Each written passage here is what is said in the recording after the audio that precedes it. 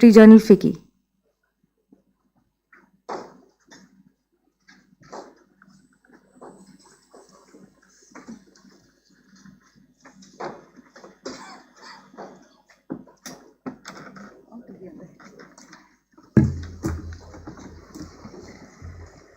Good morning, ladies and gentlemen. It's indeed heartening to see all of you today at FICCI's second National Warehousing and Supply Chain Summit with the theme of driving efficiency with innovative solutions. On behalf of FICCI, I would like to extend a heartfelt welcome to all the esteemed guests. It's a delight to have you amongst us.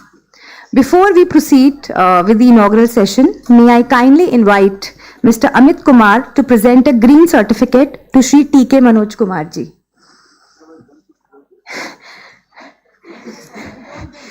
Ladies and gentlemen, at FICCI, in keeping our commitment towards sustainability, instead of presenting our dignitaries with a bouquet of flowers, we present a thicket of trees.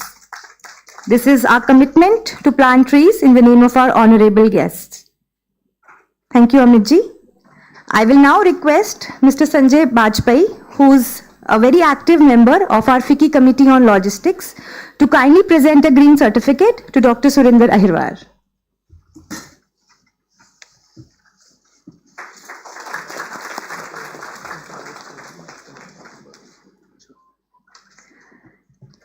Ladies and gentlemen, the Indian warehousing sector is experiencing significant growth. This is driven by the expansion of key commerce and manufacturing industries.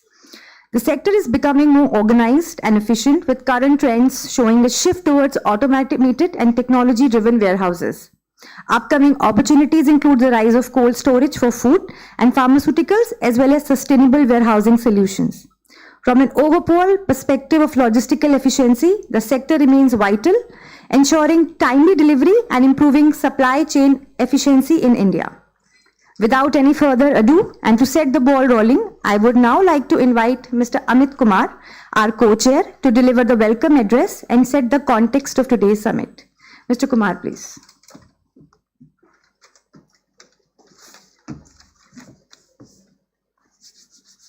Good morning, everyone. Shri T.K. Manoj Kumar ji, Chairman, Warehousing Development and Regulatory Authority.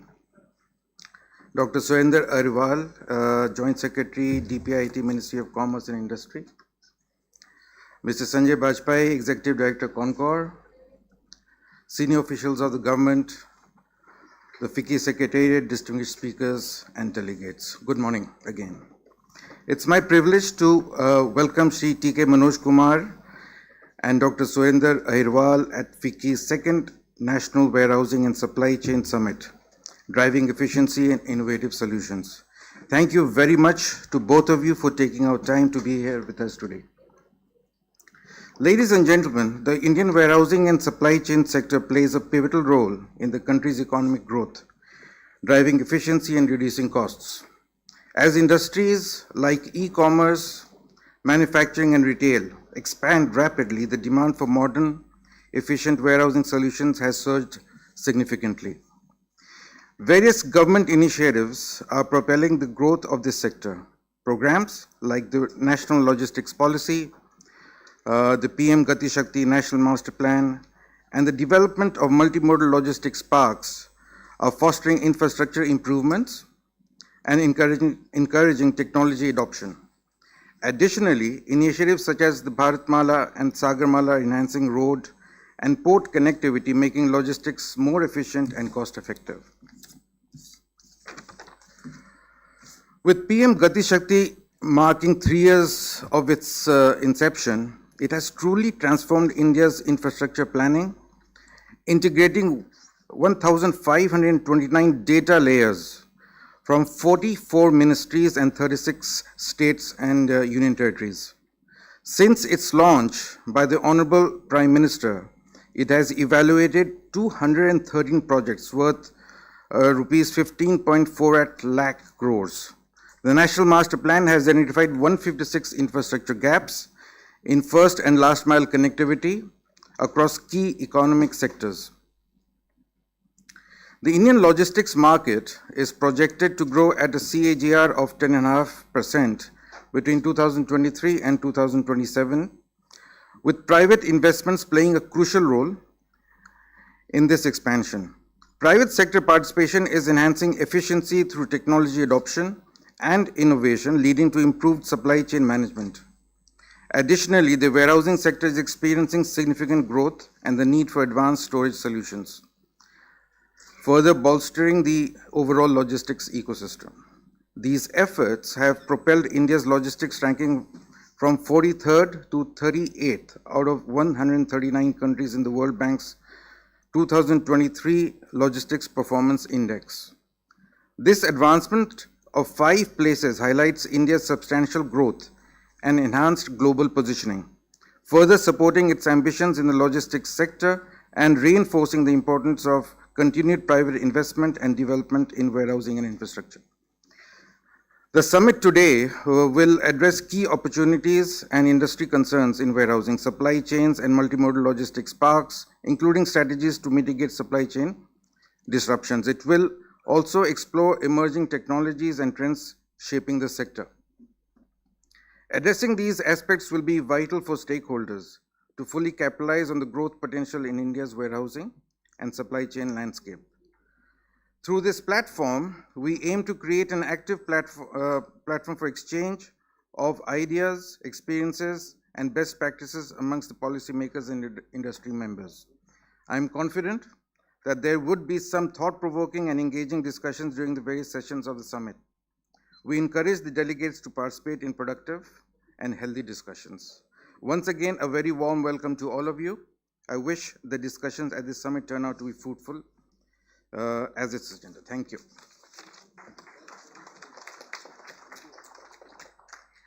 Thank you so much, Amitji. I will now request Mr. Sanjay Bajpai to deliver his address and give the perspective from the industry side, please.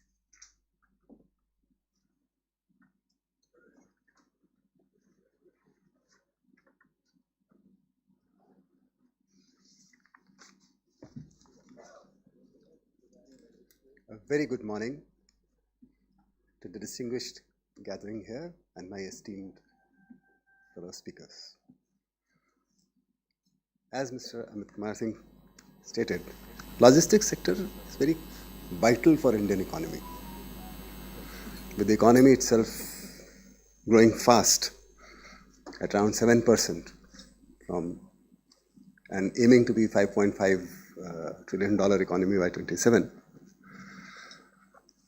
The underpinning, sorry, am I not audible? All right, thank you. So what I was beginning to say was that logistics sector is what happens at the ground when economy grows. And any constraint in the ground activity gets reflected as a constraint in the growth of the economy.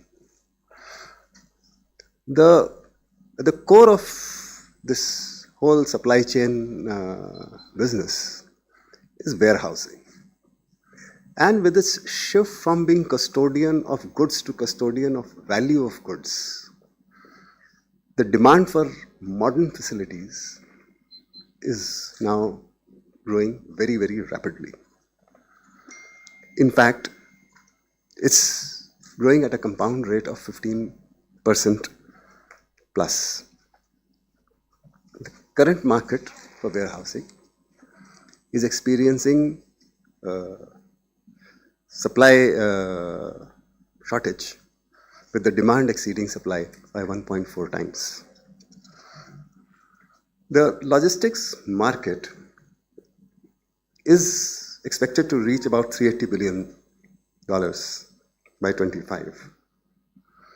And we are beginning to see a transformative shift in how goods are made and moved across the country.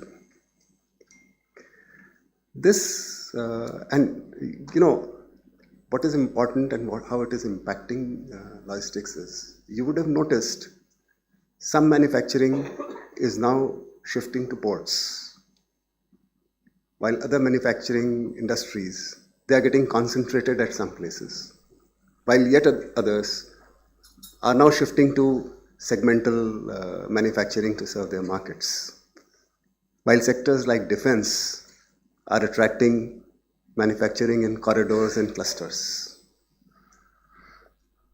Now, apart from these changes and challenges in serving manufacturing sector, the evolution of supply chains are driven by an interplay of two forces: digitalization and infrastructure. And this is happening at multiple levels. At the level of service delivery, we face challenges such as the complexity of supply chains, inefficiencies, rising costs, more demanding system for rapid delivery. To respond to this, the industry is turning to warehouse automation, to more of IT analysis and keeping track using increasingly complex warehousing solutions, which are now getting integrated in the larger supply chains of the customers. The transition towards small warehousing equipped with automated robotics, real-time inventory management, and management system signals a new way of working in India. This technology leap will improve efficiency and reduce the time required to move goods from manufacturing to consumers. At another level of infrastructure development, which Mr. Amit Kumar Singh very eloquently pointed out, there's another layer where data is being collected. And believe me, being part of it, it's phenomenal. To say crowdsourcing is to be an understatement. Every government department, when the PM Gati Shakti was announced, those of us who were in the hall, we felt very optimistic about it, the Gati Shakti mission. And then but we didn't at that point of time see the full force of what was coming. The whole process is so scientific now. Every element can be visualized. You can see the impact, you can see where the demand is coming, what are the bottlenecks which are going to take place, and we can work to eliminate them. This has never been so. At a third level, this interplay of digital and economy is taking place at the level of institution building. What ULIP is doing is something unprecedented. And believe me, the next step which we are seeing and which brings a lot of enthusiasm to us is the way the market is going to change with the coming of the digital marketplace, logistics marketplace, which is part of the logistics policy. And this logistics marketplace is going to completely change the way logistics players work. With these, the only thing that we are working for and we need to keep a focus on is our ecological footprint. Now we've started moving as we serve agriculture and horticulture sector. The warehousing industry is becoming sensitive. Options are being searched for net zero warehousing, for savings and through electric mobility. The high weight trucks have started to come in the market. The new policy has been announced. The operational details are being worked out and will be announced very shortly.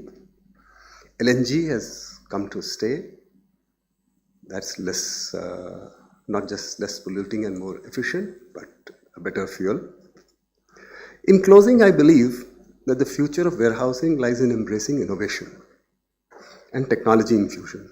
Innovation will be the key to unlocking efficiencies across supply chains, making us more competitive at the global stage. As an industry, we need to remain committed to adopting cutting-edge solutions, not only to streamline logistics operations, but also create a sustainable and resilient supply chain. Thank you.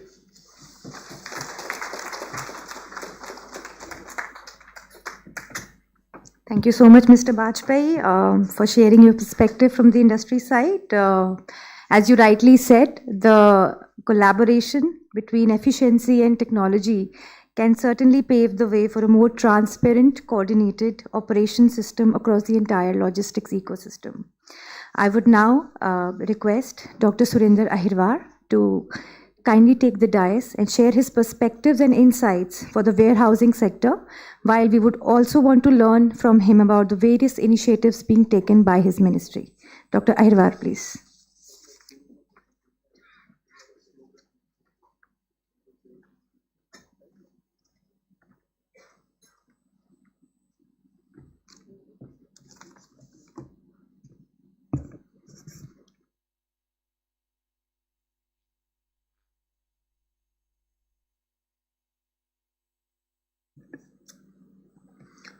Very good morning to you all.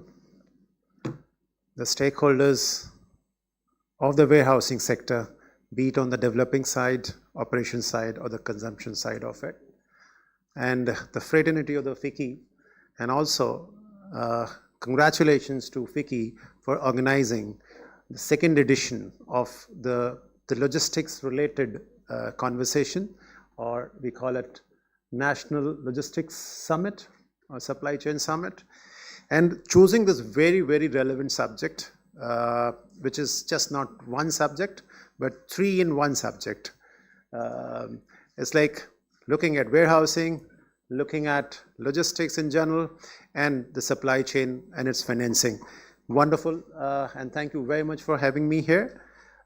Today, I also want to make a mention, which has been done, of course, by Mr. Amit and Sanjay sir, that today we have completed, in fact, 3 years and 2 days of PM Gati Shakti since it was launched in 2021 on 13th of October by Honorable Prime Minister.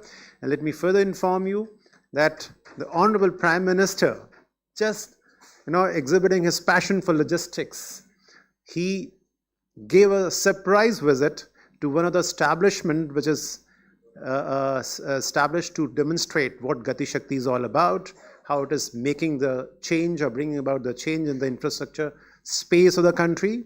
And he visited at a 2 hours notice to us at ITPO, the Mandapam you might have heard about, read in the newspapers. On Sunday evening, he visited that place, and this was a huge encouragement for all of us. And then he appreciated the efforts which are being made or put through in place by Gati Shakti mechanism. This experiential center which is exhibiting in a most effective manner what Gati Shakti is all about, how it is bringing about changes, what are the features, the pillars of PM Gati Shakti, and how the technology is being used for development of infrastructure or planning of infrastructure using best of the technologies. So demonstration of the effect of technology in infrastructure development in the most technological and high-tech ways. You can see that experiential center at ITPO, which would be put to open for public very soon, maybe in a couple of days. So that's one thing, and let me further share with you, which is a common reflection we are getting from most of the stakeholders in the country, into the economics or into academia or into the industry. That is, the PM Gati Shakti National Master Plan and National Logistics Policy have put together, have brought the logistics and the infrastructure development planning to the fore, right? And has brought together the entire government, the whole of the government. And when I say whole of the government, does not only mean the central government. All the state governments have also come together to make planning more effective and of great quality, which will also affect in a positive manner the implementation process. So you won't be hearing probably in the present and the near future the delays in the project implementation. And this can be attributed to a great extent the approach which we are calling as PM Gati Shakti transformative approach, using data, using information, using only objective means to take planning related decisions about the infrastructure. Now going forward on the subject, I think warehousing is something which can be called as the original innovation of India. And when I say I'm saying this thing or stating this thing, this is the fact. I think the yesterday ages, the granaries of yesterday ages we have seen in the Indus Valley civilization. I think this started from there, and then we have got into the go down ages. With this we can say the yesteryears we have been having the go downs, and now we are having in the modern world the warehouses and the grade A warehousing, which are very modern, very efficient, and very relevant for the economy, which is looking at the warehousing as a source of service. So it's a wonderful evolution of the sector. And today, since the logistics is also so very well defined, and again a prominent activity in the country, and if we look at the economic space of the country, I mean logistics is also a sector which is shining, and everybody is attaching a lot of expectation from the sector. And further, in the logistics sector, warehousing is the focus and the most defined traditional economic activity, and it is having multiple uses, multiple purposes. So it is just not warehousing, which is a developer's objective or a business. But if I just look at the provisions, the law, the rules, acts, etc. Now, the Shop and Establishment Act defines warehousing as a shop, right? The Harmonized List of Infrastructure defines warehousing as infrastructure. The National Logistics Policy defines warehousing as a logistics infrastructure as well as a service, right? And then the e-commerce operators or the e-commerce sector defines warehousing as a fulfillment center, right? And the financing or the financial sector or the investor would define as a real estate. So it has multiple facets, since it has multiple purposes. So it's really very relevant to have a conversation on how to finance this activity and how to finance this development of infrastructure. And then for this, my personal view is, now before thinking about the innovative financing of for development of warehousing, I think we should be defining two things. One, let's identify the stakeholders. From the financial investors' perspective, there are three stakeholders in this. One is the developer, second is the operator, third is of course the consumer of the services. Now, after having defined the developer, who are the developers, fine, they are known, credible, and are having a very good position in the sector, and the investor can really bank upon their credibility. Then we have the operator. How this particular facility which is going to be created or infrastructure which is going to be created is going to be utilized, how efficient it is going to be utilized, how diversified it is going to be. And the third, as I said, this consumption side, unless we identify the potential consumers at the time of planning this infrastructure or even taking decision about investment in the infrastructure, I think we would be falling short of doing the complete planning. So the consumption, whether it is for the e-com or for the omni-channels or for the bulk manufacturing sector, so these things have to be properly defined. And once having done this identification of the stakeholders who are involved in this continuum of the development and its operation or consumption of the services, I think the next aspect is defining the package of service. Whether I want to be just a developer, or maybe the developer is when investor is or a developer is meeting the investor, then probably the developer would say, I'm going to be only the developer. Now, in another situation, there can be two guys going to the investor, or maybe one guy going to the investor saying, I am going to be developer as well as the operator. Now, this makes difference because the investor has to take evidence-based decision and he has to make an assessment of your viability. Now, if I also add the third element to it, I'm going to be the developer, the operator, as well as the consumer of the service. Now, it's going to be, adding further more confidence to the potential investor. Or else, the three guys are coming together and saying, this A is the developer, B is the operator, we have already identified, and C is the consumer of the service, maybe the e-com or whatever, right? And all of us have come together. I think this is going to instill further confidence in the mind of the investor. And I'm very sure about it. I may not be right on numbers, but I know that a lot of capital, which I call as hesitant capital, is waiting to be invested, anxious to be invested. The only thing is the investor probably is not having adequate confidence in the potential developer or the potential operator or the potential consumer of the service. If there can be coming together of these three components or the three stakeholders, either all the three into one or three coming together separately, I think that's going to bode very well because the huge opportunity is waiting in terms of the deficit which we have for the services or the quantitative deficit which is already there vis-a-vis the demand of these services. And why I'm saying so?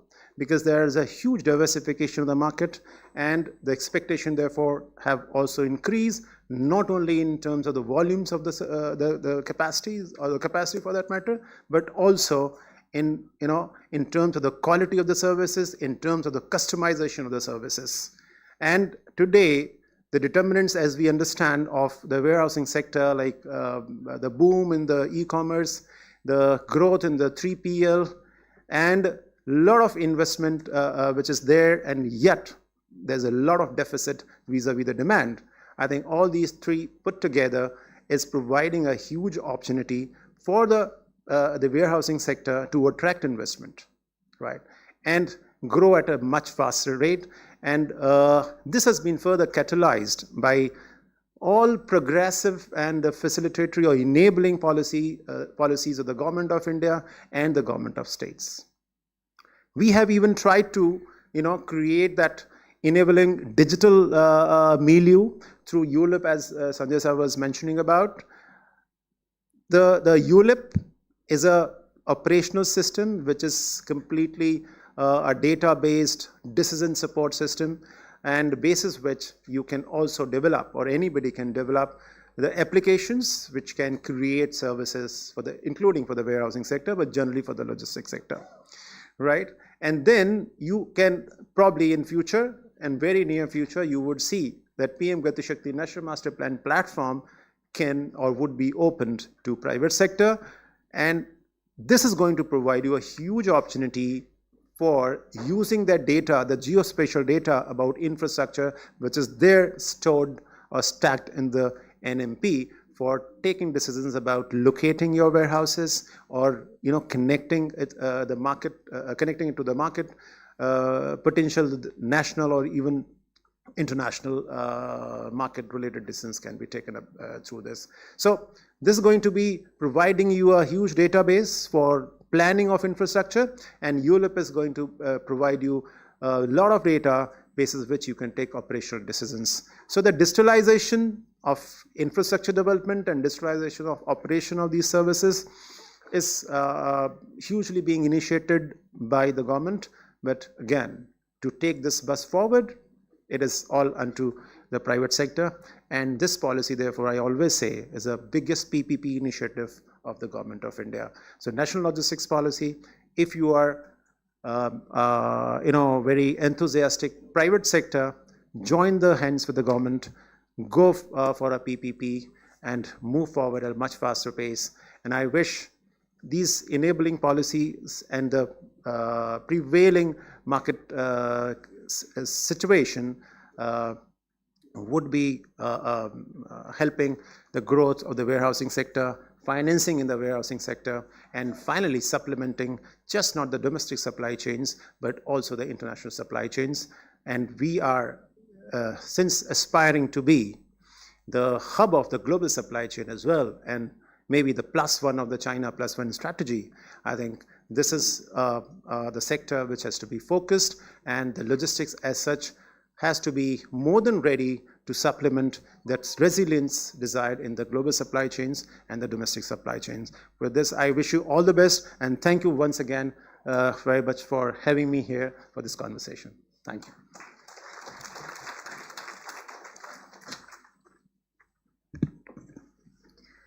Thank you so much, Dr. Ahirwar, for these insightful and encouraging words. As you've rightly pointed out, a huge opportunity is waiting for the warehousing industry, and the potential is immense. I would now like to invite Shri T.K. Manoj Kumar, Chairman, Warehousing Development and Regulatory Authority, to kindly address the gathering and share his perspective towards development and regulation of warehouses in India.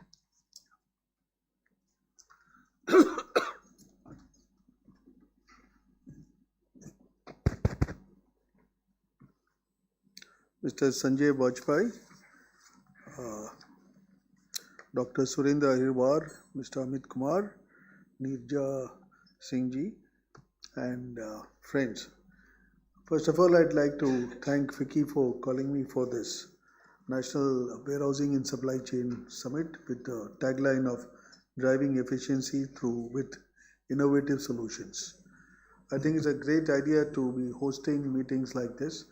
I have been attending more and more of such meetings since I took over as chairman of the Warehousing Development and Regulatory Authority about 3 years back, which just goes to show that the interest in warehousing has increased manifold in the recent years. And this is clearly a sunrise sector where so many things are happening and where there are dazzling career opportunities emerging from various quarters. And this is something that is a great development in this country. Every time I come, I find that something new is being done. With every summit, every meeting that I attend, I find that more and more innovative solutions are coming, not only from the government side, but also from the private sector, which is the main driver of this, of the warehousing and logistics area.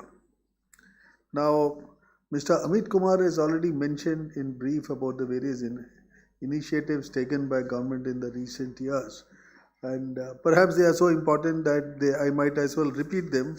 And these are, of course, the National Logistics Policy, which was announced by Honorable PM a few years back, which set the ball rolling and created a lot of buzz and a lot of excitement about logistics, brought it into the center stage. Very, very important thing. And now, of course, the buzzword is the PM Gati Shakti project, which is a fairly important measure and would be a game changer in this. Today, I have also come to know that there is a unified logistics interface platform, which is also going to make a lot of changes in this sector.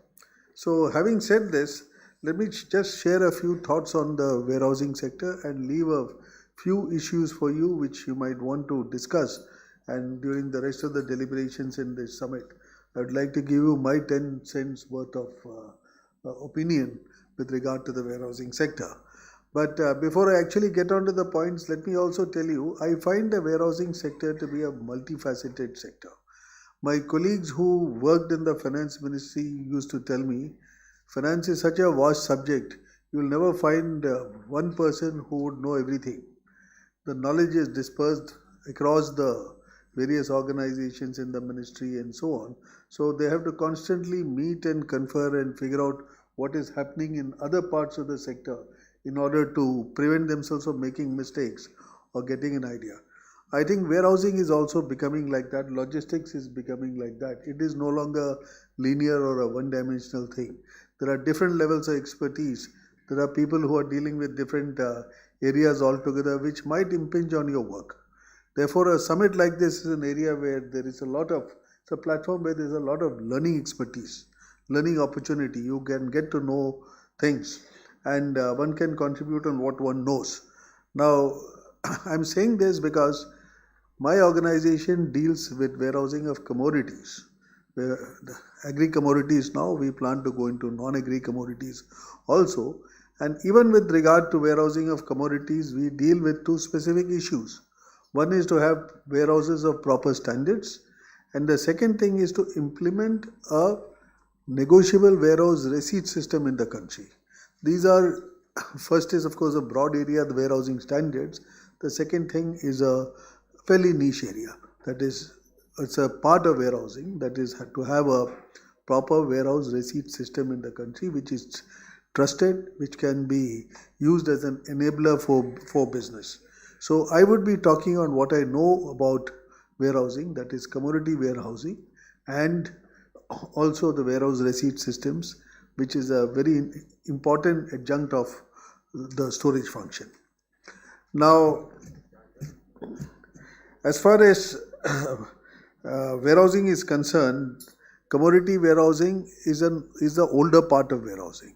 Today the buzz by and large is on product warehousing, thanks to these platforms like Amazon and all these e-commerce platforms that are coming up. There is a lot of excitement about having new warehouses which would provide opportunities for storing these goods which are being consumed in huge quantities by people all across the country. Our way of life has changed. But I don't have any expertise on that. I cannot talk about it. I would be talking on this issue of commodity warehousing and warehouses which are dealing with the storage of agricultural goods mainly. Now, as Mr. Sanjay Bajpai had said, warehousing is the core of the logistics sector. This is where all the action actually happens, and it is like the heart of the system and where the things start moving from there, and there are a lot of interconnectivities and so on. Now, what I'd like to submit is that warehousing is not just about storage. Most people in the industry or people who are beginning would think that warehousing would mean getting money out of storage, getting a return out of storing commodities. It's not just this. Warehousing goes much beyond storage. Warehousing also goes into things like pledge finance. I think pledge finance is a very, very important part of commodity warehousing because your commodities are lying in the warehouse for a long time. So it represents a dead investment till it's sold. Now what is important is that these things can be pledged so that the depositor can get some money out of it. And he can hold on to the goods till the time is ripe for it to sell it. So pledge finance is an area which in WDRA we are trying our level best to promote. So one must have a look at pledge financing as an important part of this sector so that it improves the bottom line for the warehouseman. How does it do it? It improves the bottom line for the simple reason that more people will deposit their goods in warehouses so that they can get pledge finance. If more people deposit goods in warehouses, the warehouses would be full and the revenues would keep on coming in.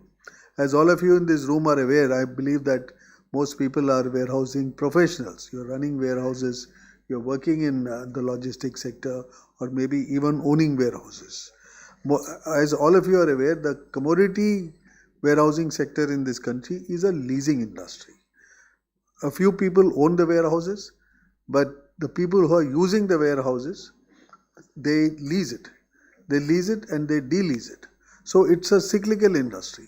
Whenever the harvest comes in, you find that the warehousing rental rates go up. Goes up to, in North India, it goes up to 18 rupees per square feet, 20 rupees per square feet. Whenever the crop is not there, whenever the harvest season is over, you find that the rental cost is very low. It goes down to about 3 rupees or 2 rupees and so on. So in this scenario, what is required is that the bottom line of the warehousing company should be improved, and the depositor should also get some further returns on his goods while they are staying in the warehouse. So in this matter, this whole issue of pledge financing takes a very, very important part. It plays a very important part. Now, apart from pledge financing, there are certain subsidiary activities which one should implement as part of innovation to improve the returns to warehousemen. These would be sorting, grading and packaging at the warehousing sites, which call for additional facilities in the warehousing.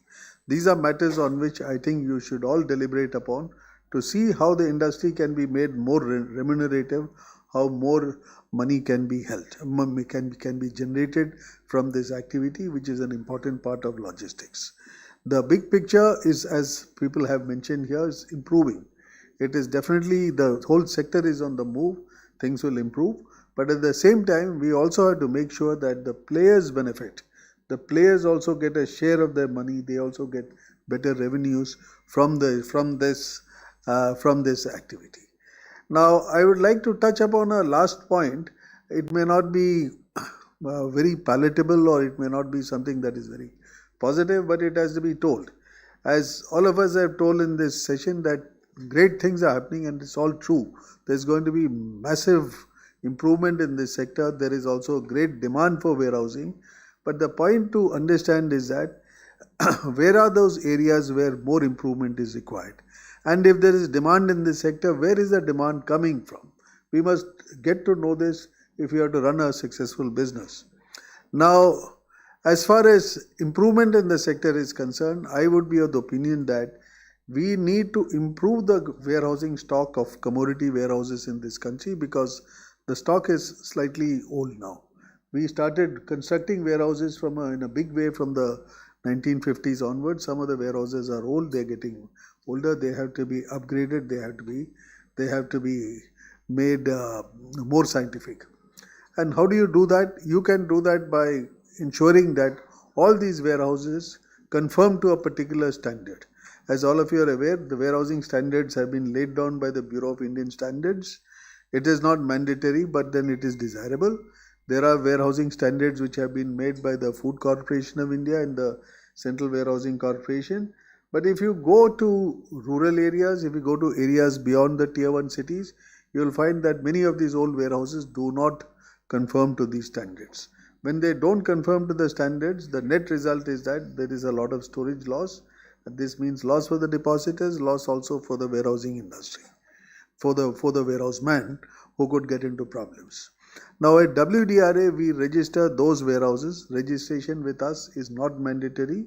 It is mandatory only if you want to issue a negotiable warehouse receipt, which is a special type of warehouse receipt, which is a document of title, which will stand up in court in case there is a dispute. Being a negotiable instrument, it can also be exchanged and the title passes on. But we insist that any warehouse which has to issue a negotiable warehousing receipt has to conform to the BIS standards. If it doesn't conform to the BIS standards, then we don't register it. Now, my submission, ladies and gentlemen, is that wouldn't it be a good idea if all the warehouses in the country conform to these standards? Why should a member of the public, a depositor, or why should a client of a warehouse go in for a warehouse which doesn't have the proper standard?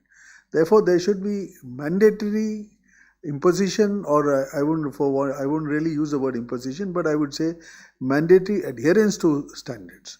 And this would mean perhaps mandatory registration with the warehousing regulator, so that any member of the public, any foreigner who wants to invest in India, anybody who wants to do business in India has the confidence that if I'm going to store my goods in this particular warehouse, it is conforming to a particular standard. And that standard is such that it is scientific, it has been designed by the BIS, and therefore the chances of storage loss are less. To give a very simple instance, let us look at something like plinth height of a warehouse.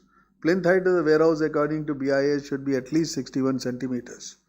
It should not be more than 91 centimeters.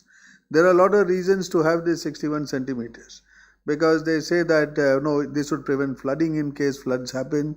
It's very rarely that water would rise beyond that. Then an interesting thing that they have done, maybe after years of research, they find that rats can't jump beyond 60 centimeters. Therefore, your goods will be safe from rats. It's very important. Actually, it's no laughing matter when you look at the amount of food stock that's wasted due to rodents. So these are small things. There are, of course, much more complicated things which would ensure proper standards would ensure. So I do think there is a case for compulsory registration with WDRA, so that the public is aware that these warehouses conform to a particular standard. I would like to speak of one more aspect of improving warehouses and stop there. And this is something that it is so prevalent that it will not come as a surprise to anybody. You'll probably say, why is he talking about it? All of us know about it. This is basically digitization.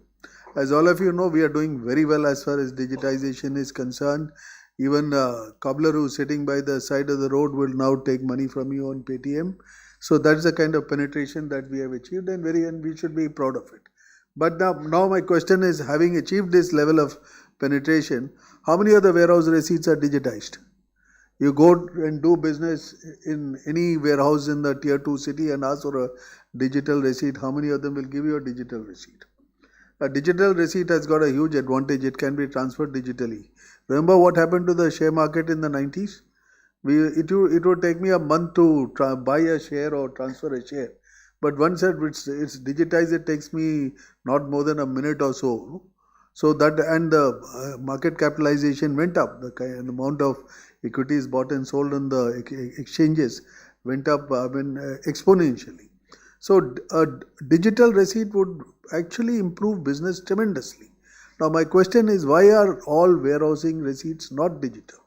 Now I must tell you, WDRA implemented a transformation plan 2014. We did it in 5 years, and we have digitized all our receipts. Anybody registered with us who's issuing an NWR, a negotiable warehouse receipt, this receipt is digitized. It's an electronic receipt. Digitized receipt means it can be transferred within a matter of seconds. It is stored in a repository engaged by us, and it cannot be mutilated, it cannot be torn. You can't lose it by misplacing it in your pocket or anywhere. It's got great advantage. You can trace the trail, you can monitor your stocks, and so on. Now, when you go for innovative mechanisms, innovation by definition, I can't tell you what innovation is. It's such a creative thing that it happens. But there are certain broad guidelines, and I think that digitization is one of them. That is a highway to innovation. So the moral of the story is that you should digitize or you will perish. And digitization of warehouse receipt systems, I think, is a crying need of the hour. And this would again happen with registration with the regulator. We would insist that the warehouses issue digitized receipts. Now we have sent various proposals to the ministry which are under consideration, and I'm sure that there would be a lot of developments which would happen in this sector on the lines which I have just talked about. We have held stakeholder consultations on these meetings for the last couple of years, and these things, warehousing is a sector where a lot of hard work and thinking has to go. It cannot be we cannot suddenly come out with glamorous decisions. Because there is money involved, there is employment involved, there is a lot of stakeholder interest involved. So these are things that have to be very carefully thought of.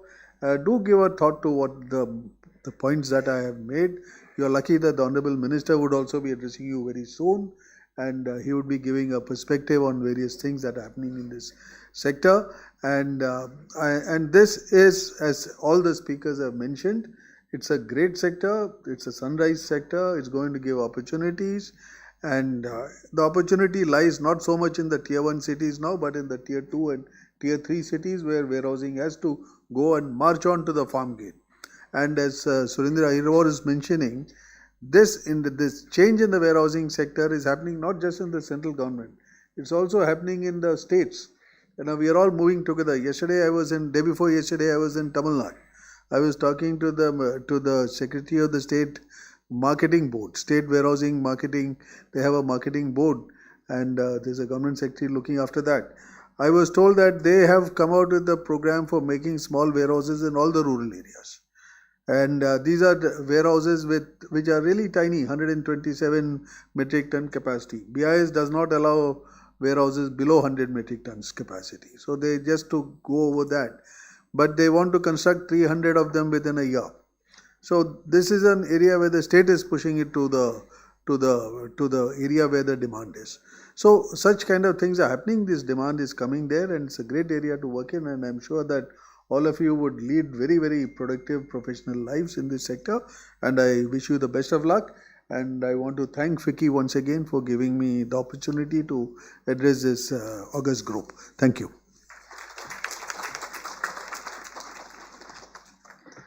Thank you so much, Mr. Kumar, for setting the tone for the deliberations today and also sharing your perspective in commodity warehousing. As you've rightly pointed out, warehouse standardization and digitization is definitely an area of consideration for the industry. I would now like to request Mr. Manav Majumdar, Senior Advisor FICCI, to propose the vote of thanks.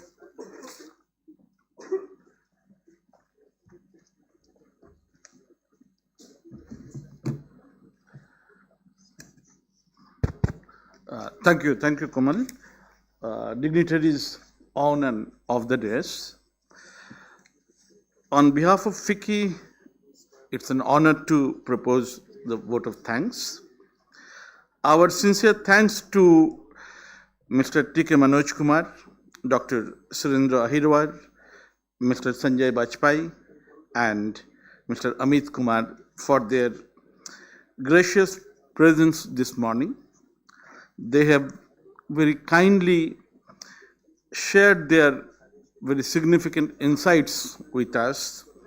I'm sure, like me, all the delegates have immensely benefited from their perspectives, ideas, and views. Thank you once again for kindly sharing your perspectives. Many thanks to all the esteemed speakers, many of whom I can see the galaxy of speakers and industry experts who are scheduled to speak and share their ideas in later sessions, dignitaries, and of course all the delegates for kindly joining us. I also acknowledge and thank members and friends from the media. A special word of thanks goes out to our partners who have generously supported this summit, namely DP World, Greenline Logistics, Khaitan and Company, Asa Abloy Entrance Systems, Technology Minds, JLL, and Spuds CCTV. We are most thankful to each one of you for your valuable support. With these words, I would like to thank all once again, and we look forward to having a very engaging and rewarding discussion in the sessions later in the day. I request you all to carry out this vote of thanks with a round of applause. And I turn it over now to Komal to take this forward. I want to thank for one very important thing. Thanks for honoring with a thicket of 6 trees, a tree for ecotourism, Sumgo, Sikkim, India. Thank you very much for this thing, and I want to express my expectations too. I want to take care of them. So I would like to know where these trees are and how these trees are growing. We are planted and GIS nurtured them. trackable. We nurtured them. Thank you.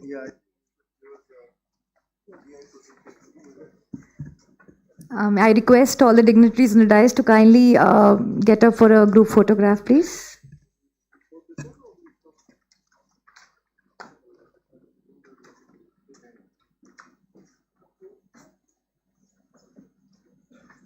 Ladies and gentlemen, there is no break. We will immediately start with the next business session for the day. Just allow us a couple of minutes for our housekeeping arrangements, please.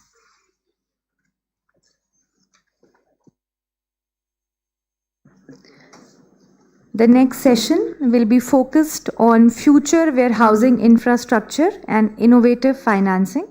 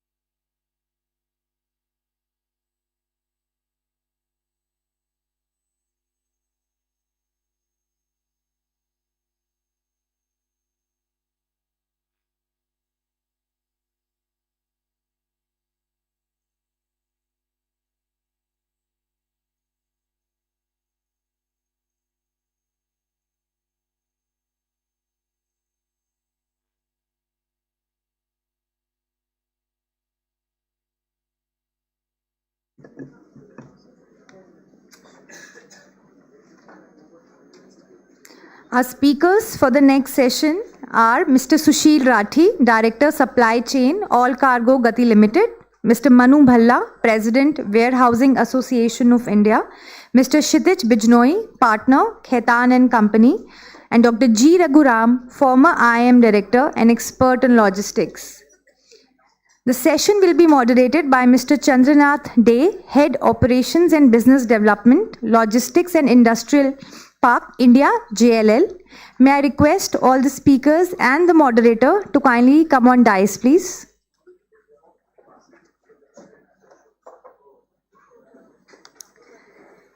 The session will deliberate upon the current state of warehousing infrastructure in India, exploring the investment opportunities in private sector participation, the impact of PM Gati Shakti and the National Logistic Policy, incentives and regulations shaping up this sector, addressing infrastructure gaps, cost reduction through network optimization, and inventory optimizing with last mile delivery process.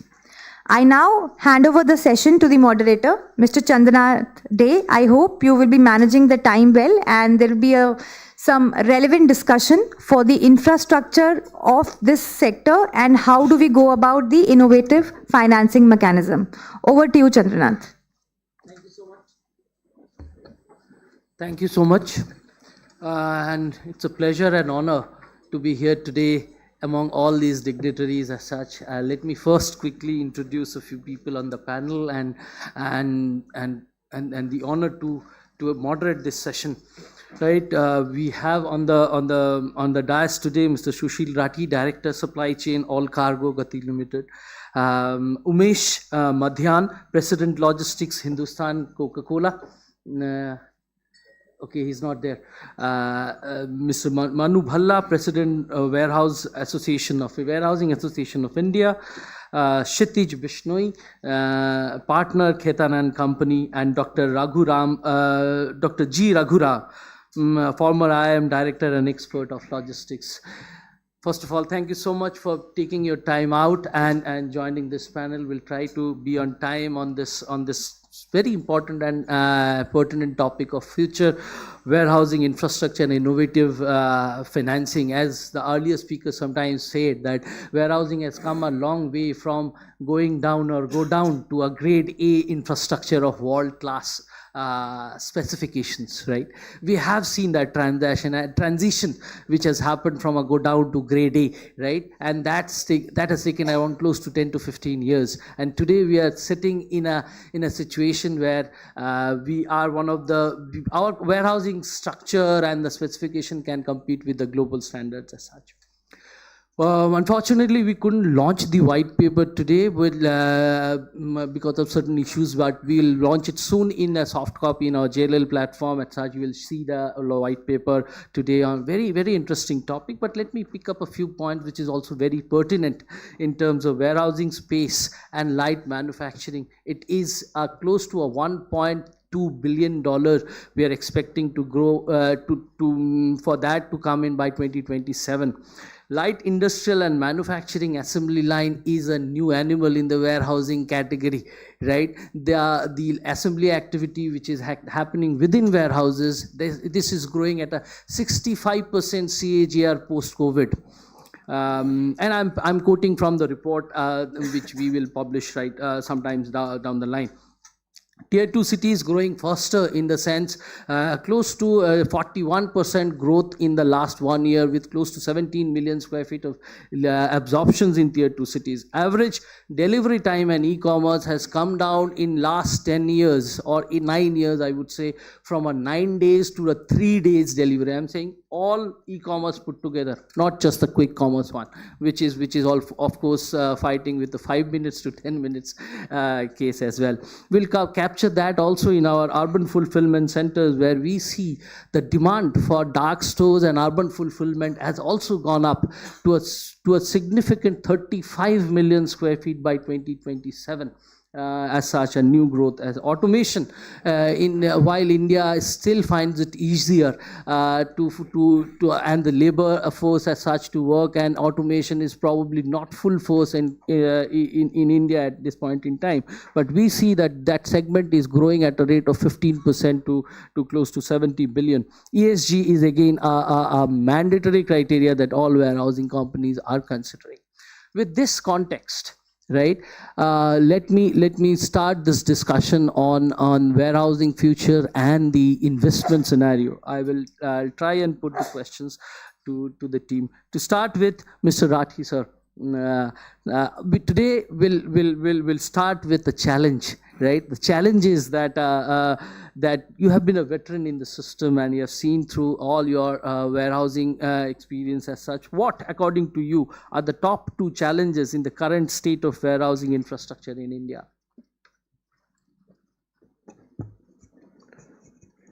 Thank you, Chandranath, and very good morning to all the people who have assembled here for listening to this particular session. So let me start on a positive note that the warehousing infrastructure in India has really gone through a transformation. You will see more and more grade A or grade A plus kind of warehousing coming in. From the old godown kind of system, we have moved, and it was imperative also because of the the norms, the compliances, the fire norms, etc. Plus the way the land cost is increasing. If you now do not utilize the airspace and do much more heighted warehouses, you will not be able to efficiently utilize the spaces, and that is why this transformation is taking place. However, having said that, there are a couple of challenges which is still plaguing this particular industry, especially on the infrastructure side. We all know that the warehousing industry is very, very fragmented. There are very few large players who are able to develop large parks which are more efficient. But for them itself, the land buying, acquisition, aggregation is a very big challenge. And the challenge starts from the kind of land itself which is available, the topography, and then beyond that the kind of documentation which goes with the land. So for example, you will have the land records in Panchayat which may vary from the state level land records, etc., and which creates a big problem in terms of quickly clearing those land parcels and acquiring that. So this is one major challenge which needs to be addressed, and it's taking time. Now this not only delays the project, but it increases the cost of the project itself. Another challenge which possibly goes hand in hand with that is the kind of use. So for example, there may be use as an industrial project, it may be warehousing. How can we make it common so that by definition one can use it for different purposes without taking separate approvals, etc. That's going to be another thing. Chandranath talked about a lot of development happening in tier 2, tier 3 cities, etc. But even today, beyond the the tier 1 cities, when you see the development of the warehousing infrastructure, it is mired with challenges because again the cost of acquisition there or the infrastructure development connectivity itself is poor, and that leads to further challenge because if you go to a tier 2 or tier 3 city, and if the cost of construction as well as the rentals go very high there, then there is a tendency that you want to do a substandard work, or because you will not find the buyers or the users as those kind of rentals. So that's another major challenge, because if India has to really grow in terms of the whole industrial growth which we are talking about, and the logistics cost reduction also, then we must have a network of warehouses available pan India, and for which we need to connect the tier 2 and tier 3 cities also. So in my mind, these are some of the top challenges which are from the infrastructure point of view, and which needs to be addressed to make it more lucrative for the industry as well as more cost optimized for the user industry. Thank you, Mr. Rathi. I think very, very pertinent point in terms of two major concerns. Our challenges you mentioned is land acquisition and land usage, right? I'll just also and also that equilibrium between rental and the cost, right? And let me quickly reiterate here: India's average rental in India is almost 50% lesser than even Ho Chi Minh City. And however, the costs are not that low. So there is an equilibrium which has to come in. Plus land use, right? There are certain states which are solving these problems in terms of from a agricultural, non-agricultural to a dry and a wet category of land which can be easily converted.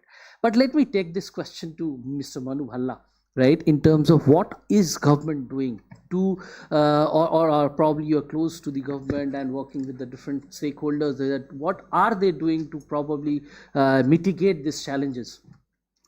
So thanks CD and Vicky for this opportunity. So I would like to say that yes, there is work in progress, and let's say if we look back to 5 years ago, from that time to this time, there's been a substantial amount of progress on many fronts. Of course, one is on regulation and in terms of the laws. The National Logistics Policy and the Gati Shakti Master Plan have been helpful in bringing warehousing into the mainstream and bringing out the importance of warehousing in the entire supply chain and logistics world. Having said that, I'd just like to add to one or two of more challenges, and we as the Association of India, Warehousing Association of India, are working closely with all the stakeholders, including DPIIT and Ministry of Commerce. We also wrote the Warehousing Standards of India, which Mr. Kumar had referred to earlier, which were published as part of National Logistics Policy. So I think there is let's say a drive towards standardization, modernization, and of course digitalization, which is happening. But having said that, today also we need about 65 permissions to actually set up one warehouse and make it fully compliant. The time taken, apart from what Mr. Rathi said in terms of getting the CLU or getting the permission, it could take anything up to 2.5 years to get all your permissions in order from the time of, let's say, acquiring land. And no business case can justify that. So we are working closely with the government, and we've made proposals of single window permissions, and there is a plan to implement it. But as we all know that land is a state subject, so with the support of the central government, there are guidelines being issued, but every state needs to sort of subscribe to those ideas and those, let's say, guidelines to really make a success. So one of the things in certain states, they have, let's say, given industry status to warehousing, which helps warehousing to coexist with industry. But there are other challenges around that, particularly if you go into a government-owned industrial estate where subleasing is not permitted, or it is very cumbersome to sublease. But in the case of warehousing, as we know, the entire business is about leasing and operating, and of course providing a service. So there's a lot of work to be done. And having said that, I'm glad to see that the government, it's being driven right from the top leadership, right from, if you know that, from under PM Gati Shakti, then the PMO office and the Ministry of Commerce are all very deeply engaged in this industry, and I'm hoping that things will improve and improve faster. Thanks. Thank you, Manuji. You touched upon a very sensitive point, 65 approvals, right, to set up a warehouse, probably lesser or higher in different locations and states. And you also touched upon the point of how government is working with respect to the policies like Gati Shakti policy. And let me take it to Dr. Raghuram, right? In what ways initiatives like PM Gati Shakti and National Logistic Policy contributing to the development of the infrastructure in the logistics segment, sir? Yeah. So conceptually speaking, I think the PM Gati Shakti and of course the National Logistics Policy are steps in the right direction, because for years we have been saying that, coordination across ministries, having a consolidated view of infrastructure, logistics, that is missing in the country. And I think definitely the vision is right. But honestly speaking, I myself have been knocking on the doors of PM Gati Shakti. Mr. Ahirwar was here. I've been, reaching out. I haven't yet got a handle on with and without scenario. That is, because of PM Gati Shakti, how has a project in terms of scope, in terms of time taken for planning, or in terms of time taken for project execution, significantly changed from the pre-PM Gati Shakti scenario. Of course, conceptually, they have brought out use cases. It's available on the website for us to see. I think one takeaway is maybe some aspects of scope have come in, where maybe a railway station and maybe railways earlier never thought about, what is going to be its impact on the road system nearby. Now, because the network planning group sits together with representatives from different ministries, under the PM Gati Shakti, that is the main operational body, the network planning group. So I think questions are asked, and therefore the road is also given a thought. So I think that is happening. Of course, all projects above 500 crores are coming in. In the 200 plus projects, apart from some multimodal logistics parks, which according to me, in a broader concept of warehousing, I would say even an MMLP should be viewed like a warehouse. But real warehousing projects have not yet come into those 200 plus projects that was talked about.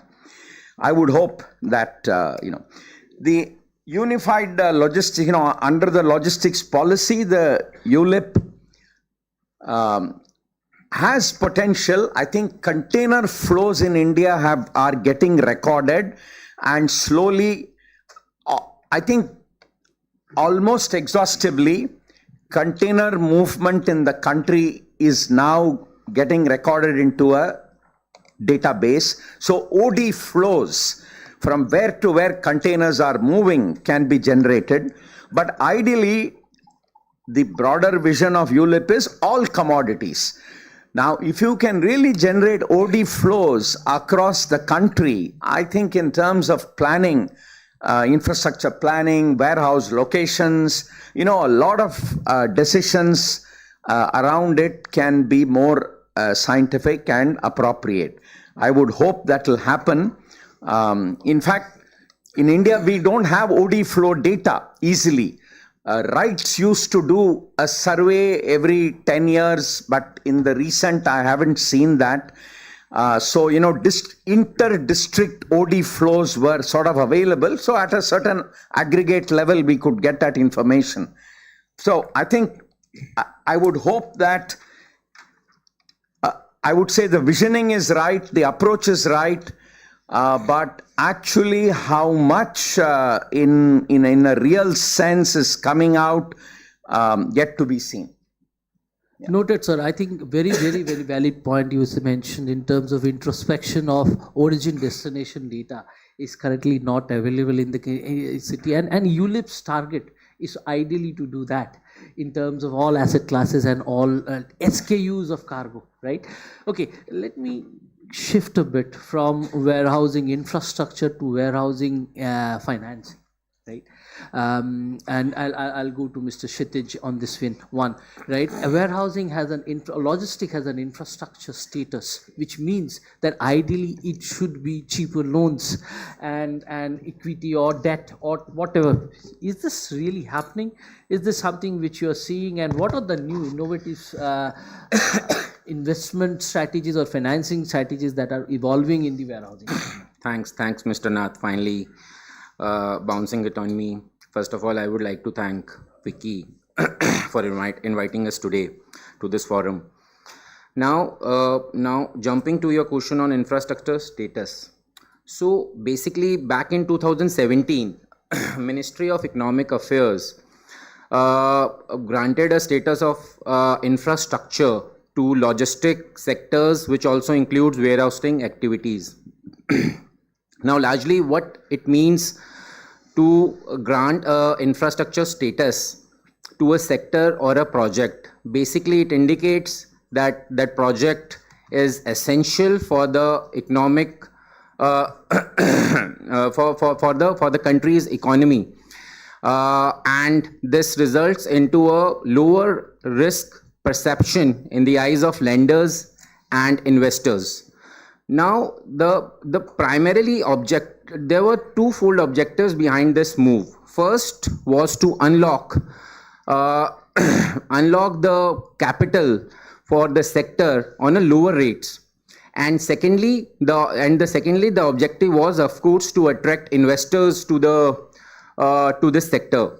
Now, while we all will agree that this move of calling or granting status of infrastructure to our sector definitely attracted investors, to be more specific, private equity players and institutional investors to the sector, and we can clearly see in last 5 to 6 years tremendous traction on the investment sides. However, when we speak about lending transactions in the sector on a lower discounted interest rates, that has been limited.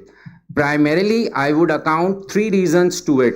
First would be high capital investments on the project, as highlighted by colleagues, that one of the prime reason behind high investment is high cost towards land acquisitions in key locations like Maharashtra, Haryana, Gujarat, right? So it's a huge capex involved and a huge cost leakage is there while acquiring land.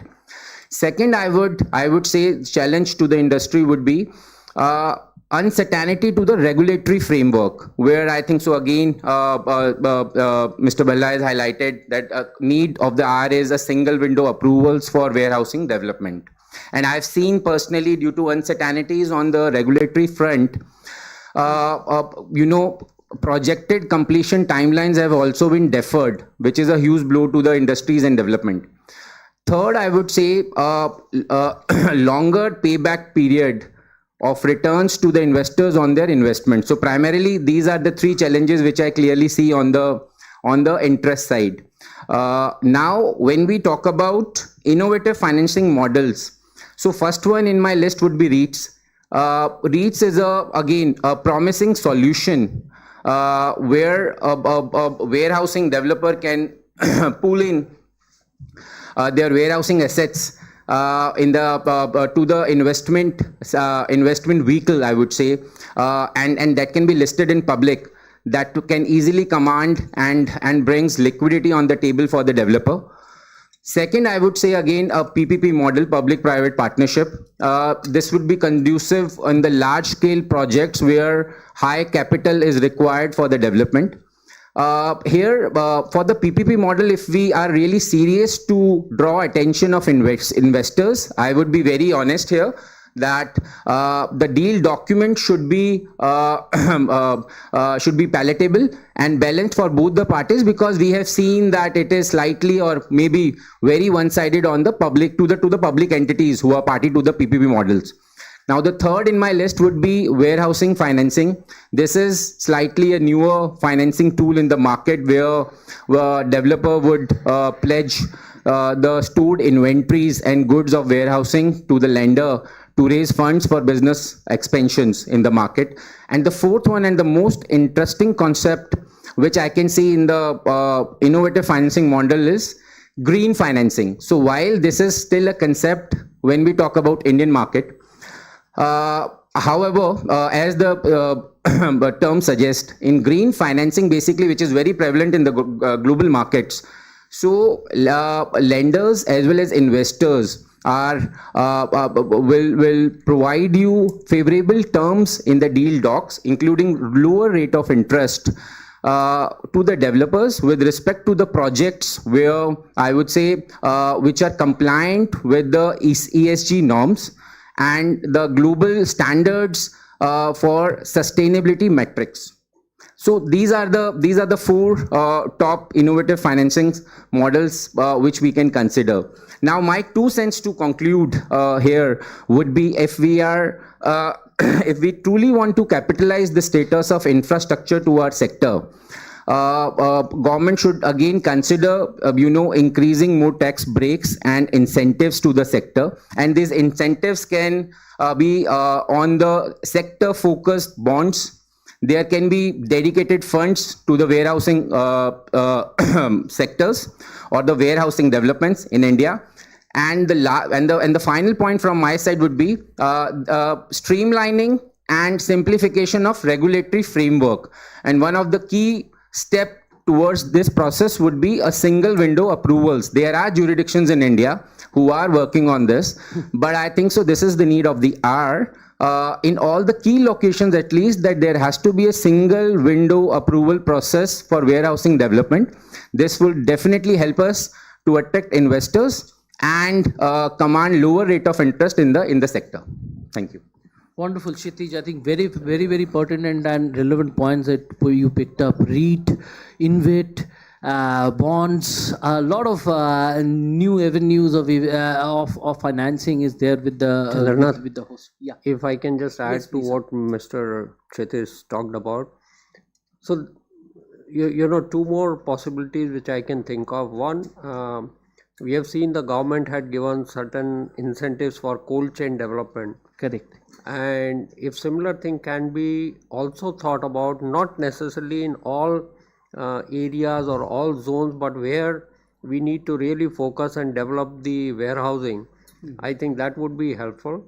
Secondly, if we want to be very seriously looking at tier 2 and tier 3 city development, then some kind of viability gap funding would be, I think, a very interesting concept which we need to see seriously if that can be done, because then only we will be able to develop a whole network pan India which will be useful for the users and which will reduce the the overall logistics cost.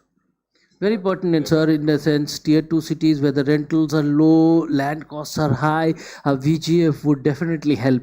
Who does it, where, who gets it is something which we need to find out.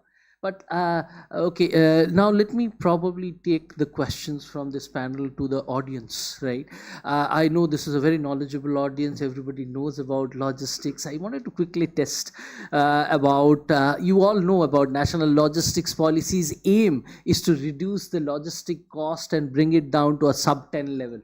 Right, and that is probably only possible if we do a modal transition or a modal shift from a road to rail, right? Because that is the biggest chunk of the cost, right? If we do a shift to a road to a rail or a road to a waterways, that would reduce the cost significantly.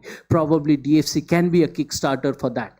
But I just wanted to understand your, if you take a poll from you, what is the present road share of cargo of transportation in India? If you can raise your hands on the 4 options that I provide, right? What is the present road share of cargo transportation in India? Less than 50%, please raise your hand. Less than 50%.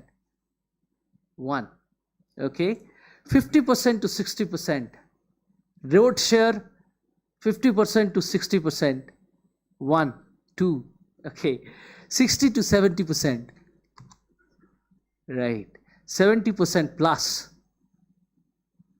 We're probably 70% plus. We all agree that this is where the road is the costliest mode of transport, and we are relying 70% plus of our cargo on road just because of the advantage that it provides to the last mile, etc., etc. There's a lot of things that we can do in terms of modal shift or modal transition as such. Okay, thank you so much, audience, for your patience and your poll and your time on the poll. Okay, let me go to the next round of questions to the panel once again. Manuji, tell us about the public-private participation plans or PPP plans, right, for developing warehousing infrastructure like rail-linked logistics park or multimodal logistic park as such, and how our industry bodies like WAI is promoting these kind of activities as such. So I think it's a great initiative. Yes, multimodal logistics park. I think there are 32 on the roadmap, of which 5 or 6 have already been awarded. Of course, these are huge projects, and not everybody can participate in them. Like Kshitij was saying, is that the deal documents should also be favorable to industry, right? Because some of the terms mentioned are probably, let's say, not really in sync with the business needs of the industry. Apart from that, NHAI is also coming up with logistics parks, and they will be announcing them. In addition, CWC, as you probably know, is also going for privatization of some of their terminals and logistics hubs, and Concor as well, I think, is exploring it. So it's a step in the right direction, and I think it'll take a little time for it to sort of culminate. But having said that, I just wanted to call out 1 or 2 things more just in the flow. Professor, sir, you mentioned about the Gati Shakti. So we have been talking to the government to give government private companies also access to the data for Gati Shakti. And what I'm told is that it will happen sometime in the future. And the plan is to also do geospatial mapping of all the registered good quality warehouses and plug them in Gati Shakti, because the importance is to match the demand with the availability, and that is only possible if there is a visibility. And so we have written a white paper, it's with the government as well, that in due course we as Warehousing Association will take the onus to map as many of the registered warehouses, give the data and upload it on Gati Shakti platform. So that is something which I want to say a little bit.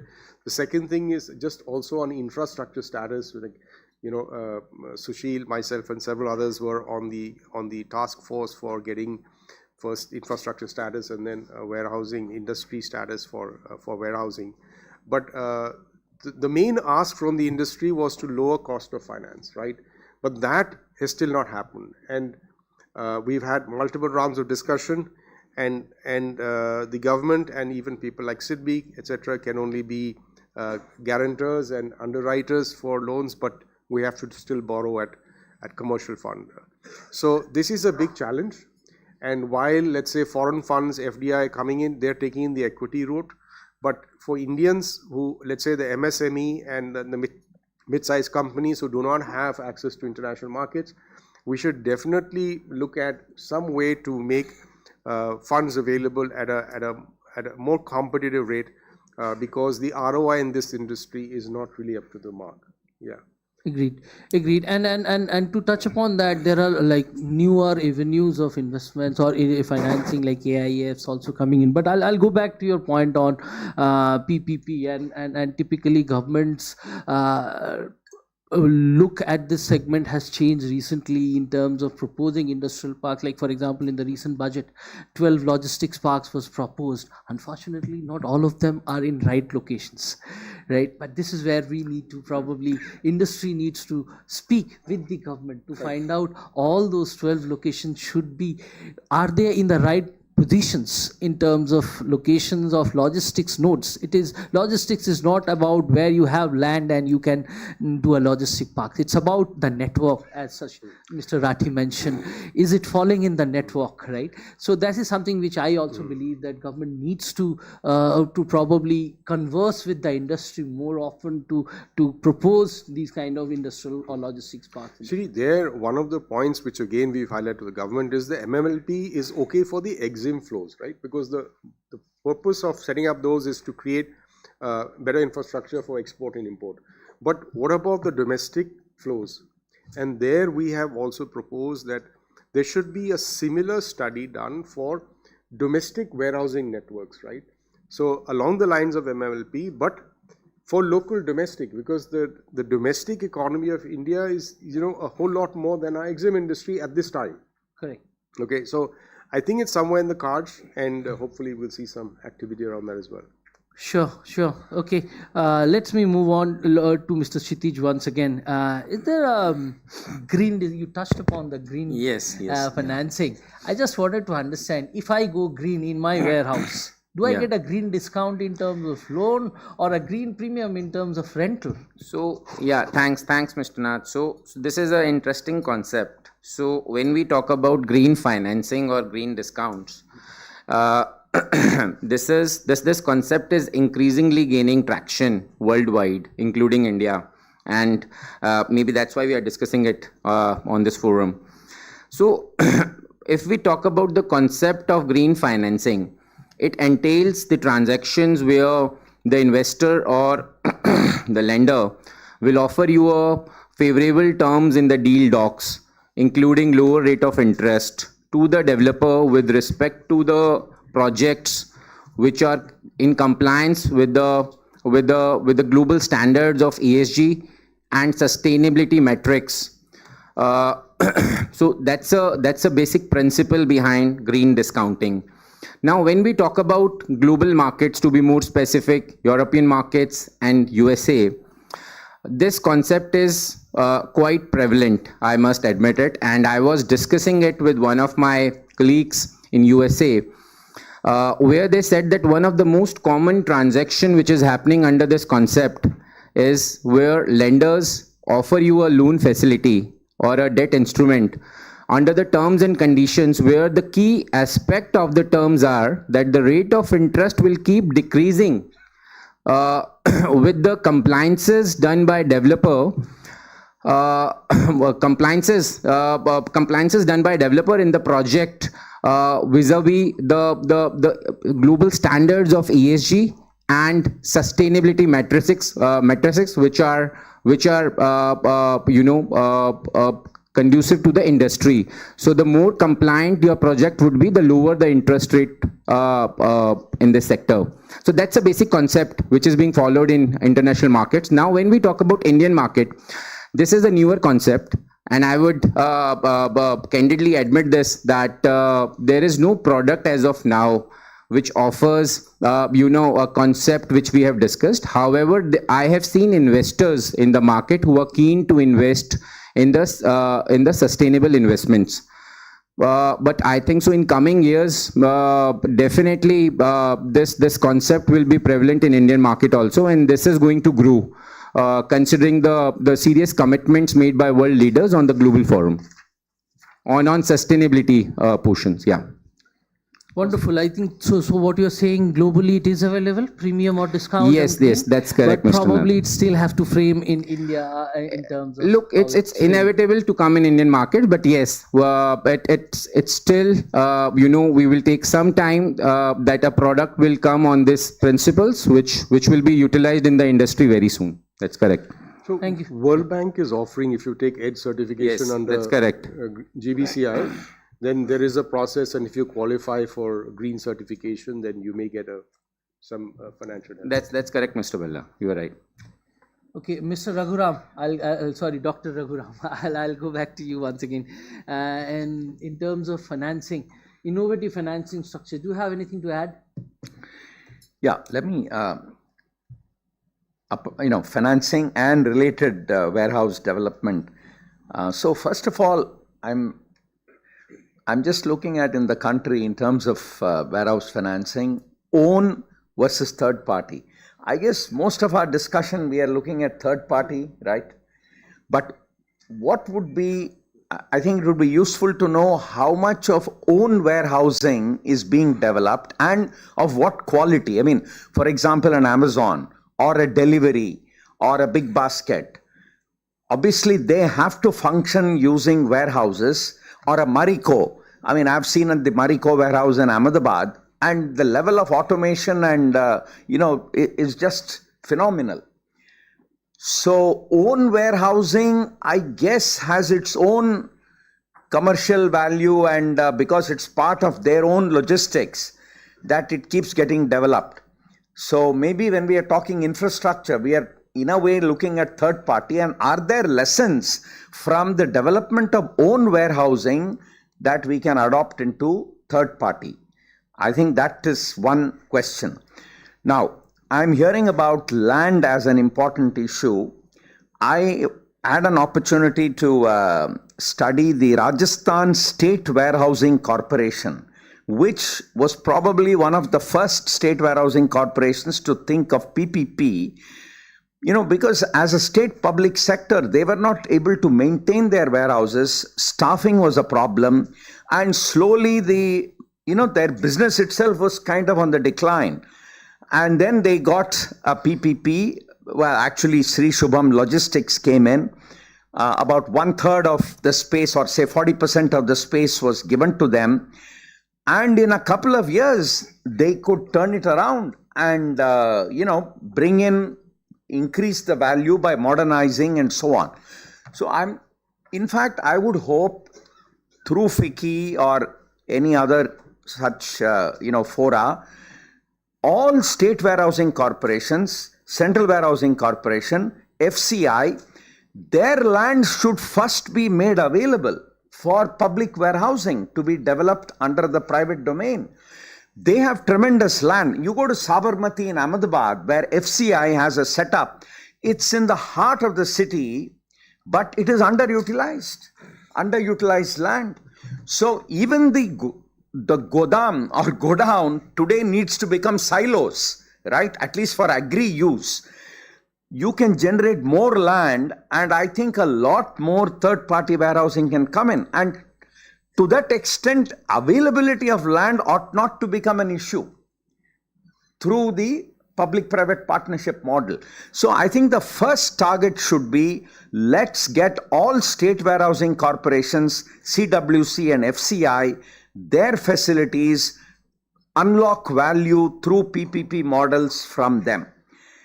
So that's one issue. Second, we are talking about, so this is about financing warehouses.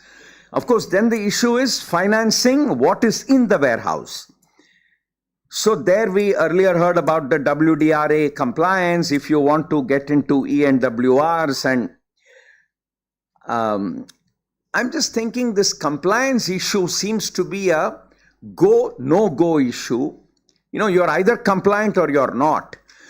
Though I would like to believe that warehouse, given the range of services and quality, there is probably scope for gradation. And I was happy to hear there's something like an A grade warehouse, though I'm not sure who formally gives that. But like Griha, we could have gradation of warehouses, which should get popularized in a commercial sense. People wanting to store in a certain type of warehouse depending on their commodities, banks willing to lend depending upon the gradation of the warehouse. Because in all this, one of the constraints I see is WDRA's own bandwidth in certifying warehouses. It's good to have the BIS standards and so on, but I guess WDRA uses third parties and whatever, but I think that issue needs to be examined, and I think FICCI and others could play a role as to how appropriate bandwidth for gradation of warehouses can be developed in the country.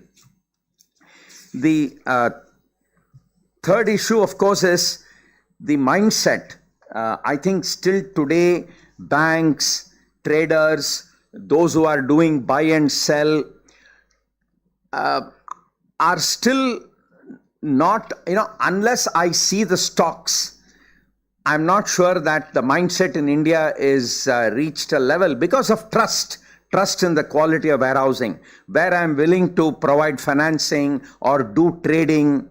Whereas if you go to Jebel Ali, or you look at commodities, and not just agri commodities, metals, and so many other commodities we need to be thinking about. Here again, there are possibly some examples for us to learn from. You go to a place called Unjha in Gujarat, where Jeera and Isabgol.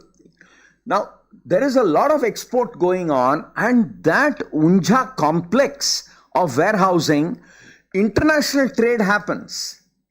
So, there are pockets which is doing things that we want to become a standard across the country.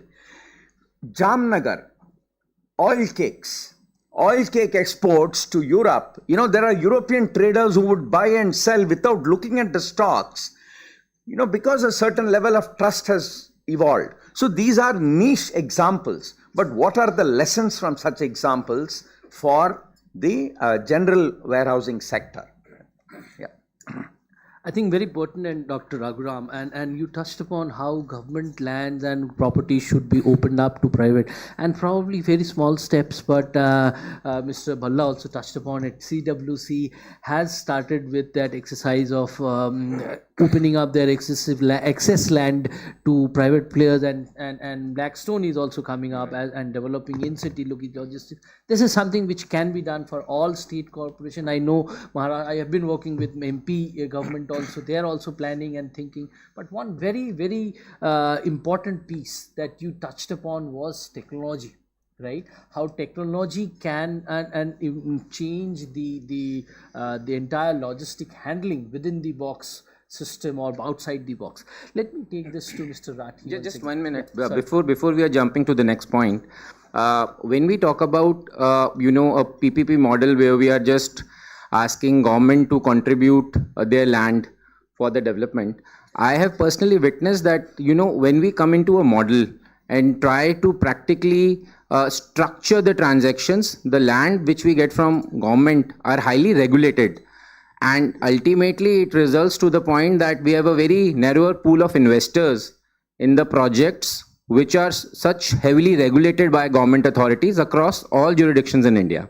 So maybe we can consider this point also on this platform. Yeah, sure. Okay, let me go back to the point on technology. We can't close a session without talking technology, the thing in future, right? And who can talk about technology better than Mr. Rathi, because he has been spearheading Mahindra Logistics technology transition as such as well. So technology and data analytics plays a critical role in the optimizing the logistics by sector by leveraging the large amounts of data and flow of cargo as such. So how do you see AI and technology disrupting the supply chain in the future, sir? So you're on mute. Yeah, very pertinent point. And over last 15-20 years, we have seen the whole warehousing operation evolving on the backbone of technology. Earlier, companies were operating even without a proper warehouse management system. They were using everything manual.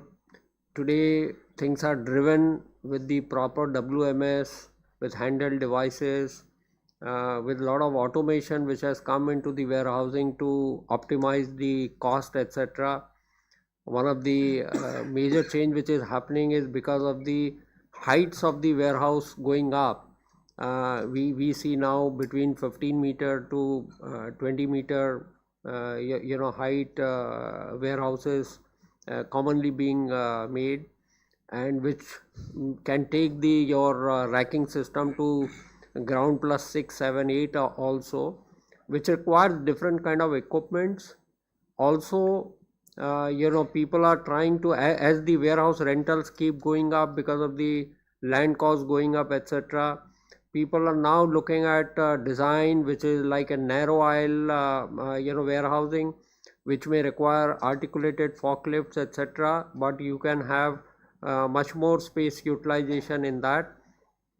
But beyond that, now I think one more interesting concept which is coming is the AI. AI in the warehousing operation, coupled with your WMS, etc. It is yielding great benefits. At All Cargo Gati also, we have started now experimenting in all fields where we can utilize the AI. And couple of benefits which I can clearly see is in terms of the, first of all, the inventory management inside the box. This is very, very useful in terms of collecting the data from different sources, whether from your handheld device, from your WMS, from the visual management, etc. Analyzing and then predicting whether it is about the non-moving stock, whether it is about how the segregation of stocks can be done, how we can ensure that the repeatable mistakes do not happen, how do we improve the picking efficiency by predicting the route which a person takes for going and picking, how we can dynamically allocate the space on the racks, how we can do the training. So one of the big challenge in the industry today is the skill gap, which requires a huge investment in terms of the physical training, how we can utilize the AI for identifying the gaps and making sure that those kind of trainings are there. You have a lot of MHEs in the warehouse, how we can do the periodic as well as preventive maintenance by predicting the failure and by using the AI. So these are couple of use cases where I think the industry will greatly benefit.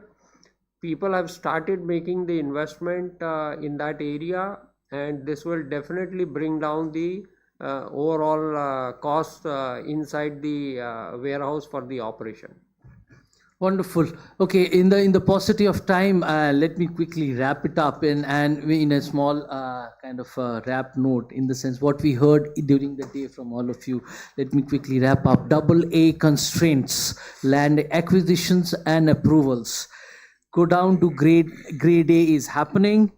Drive to innovation, single window is something which needs to kind of more proposed for bringing down those permissions from 65 to lesser. How the road and rail transition has to happen, ULIP and all, which is helping to give a full-fledged visibility of the supply chain. How green financing, tax and incentives, sectoral bonds, at AIFs, InvITs, etc., are emerging as the new avenues of investments or financing. Steps in the right direction, of course, are the MMLP and public partnerships for logistics projects. More has to be done. As such, green discounting or green premium is something which is there overseas, but probably yet to see here in India. In terms of technology, I believe there's no denying the fact that this is something which is going to redefine these spaces within warehouses, like a VNA or very narrow aisle, or a ASRS cargo or AI, how it is transforming the system. With this, I will close this session and open it up for question and answer if we have any. We'll take, in the paucity of time, we'll take one or two questions. One question, one or two questions. Yeah.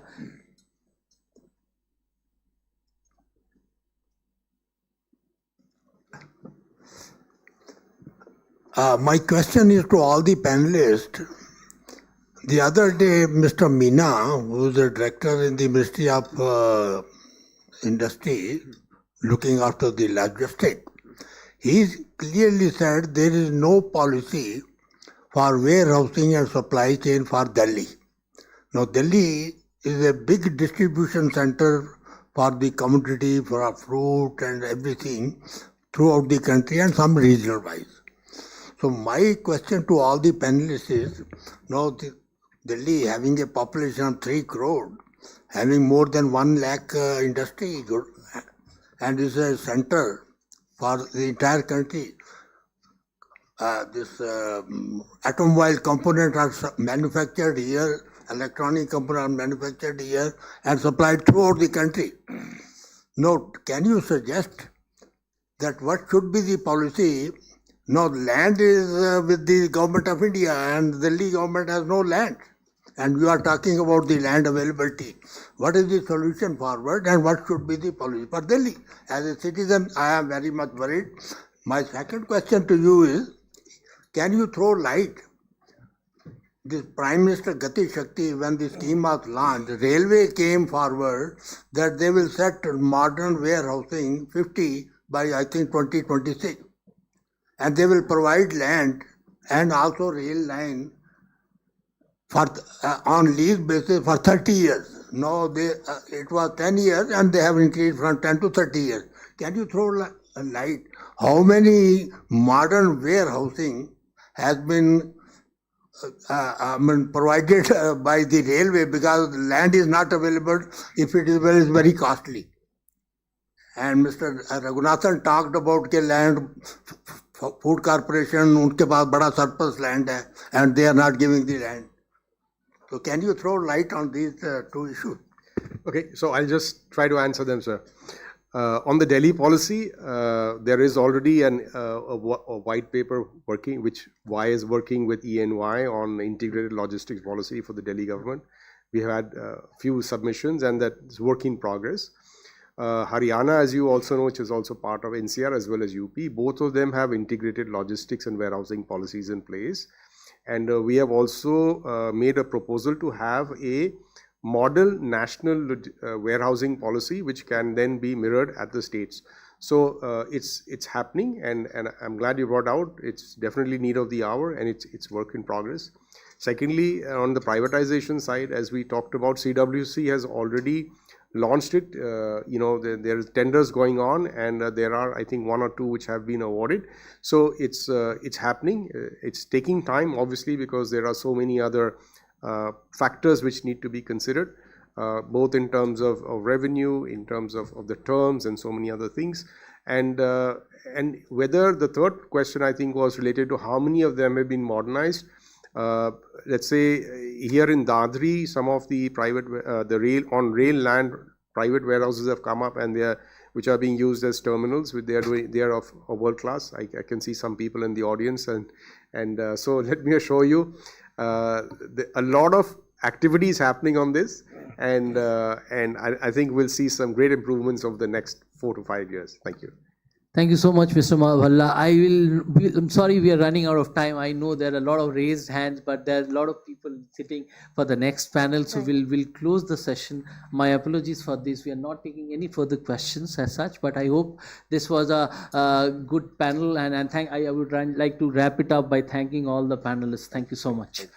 Thank you so much, speakers, for a very informative session. I would like to request all the speakers to assemble for a group photograph.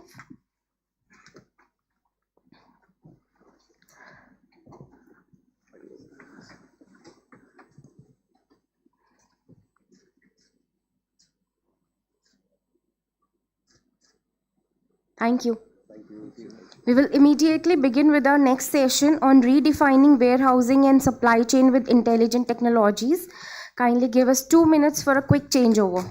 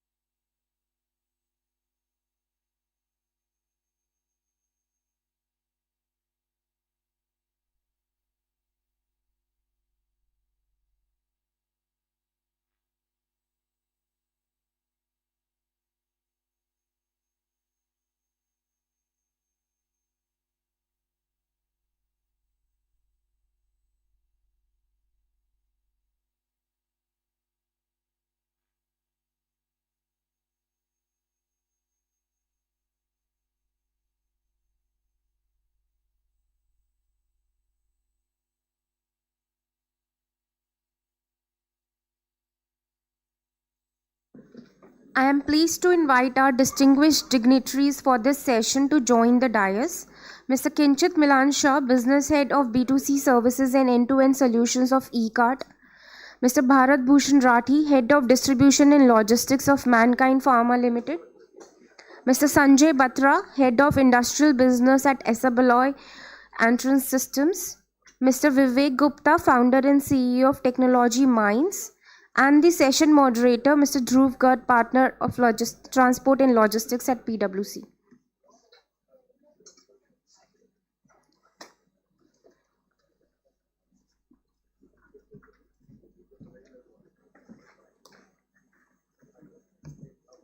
Over to you, Mr. Garg, and I'm sure you will be managing the time very well. Yes, I understand. We stand between the lunch, so we will make sure that we are on time.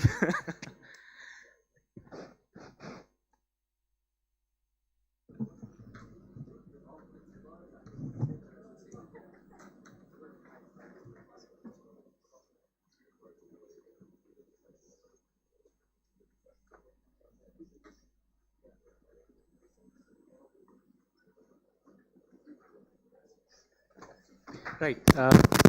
Shall we get started? Great. Okay. Thank you, everyone.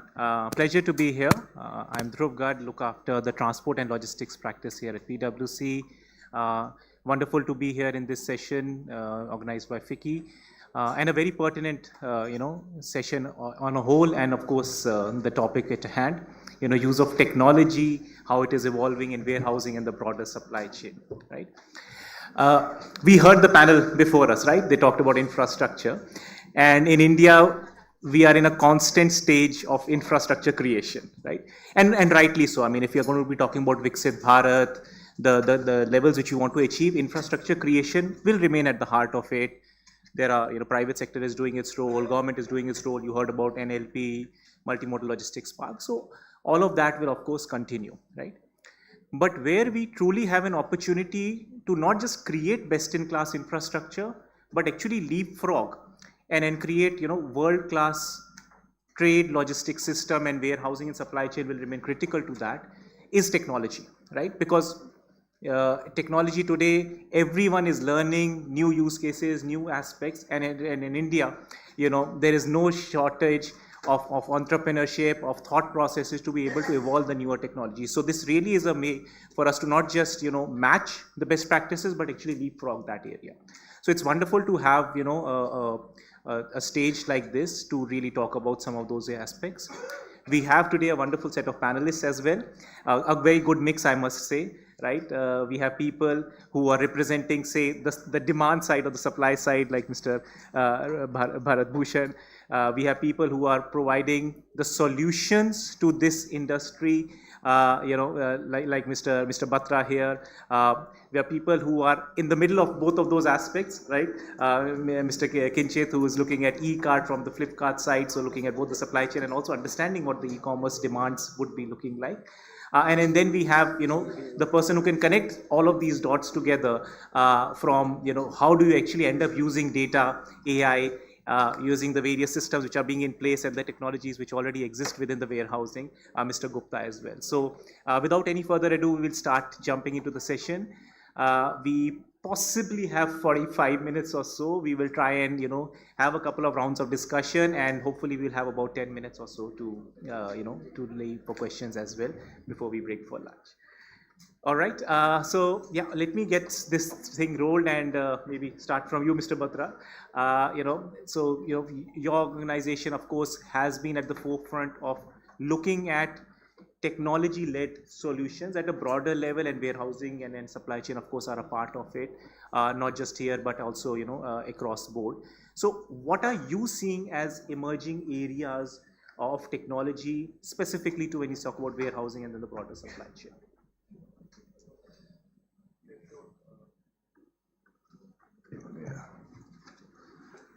Yeah, hi, thanks Dhruv, and thanks to FICCI for organizing this session. So try and keep it brief. I think there are a lot of things, which in terms of changes that we are seeing, definitely, speed is one of them actually. So I think, all of us are, very sort of used to ordering things online now, whether it is, quick commerce or next day delivery and so on and so forth. So speed is something which is, definitely driving a lot of change in terms of the technology that is used. That speed is actually then transferred into, let's say, operational efficiency when it comes to a warehouse or a manufacturing arena. And that's exactly where, the customer's expectations in terms of the type of equipment which is required for maintaining that operational efficiency comes into place. So a manufacturer like us who basically manufactures material handling equipment, obviously that operational efficiency is what we have to sort of subscribe to. So I think that's one thing. So speed is one, which is driving a lot of adoption in terms of better machinery, if I can put it very simply. The other aspect is, I think, more and more, which is becoming important actually, is safety.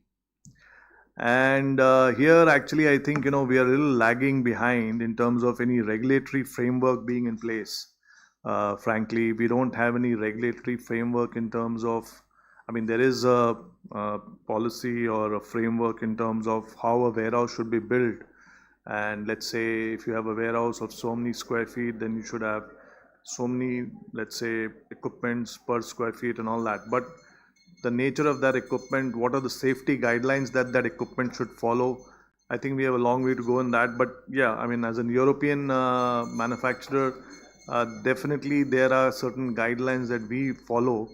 And there is, simple things that are there on the equipment. That is something I think customers are becoming more and more aware of.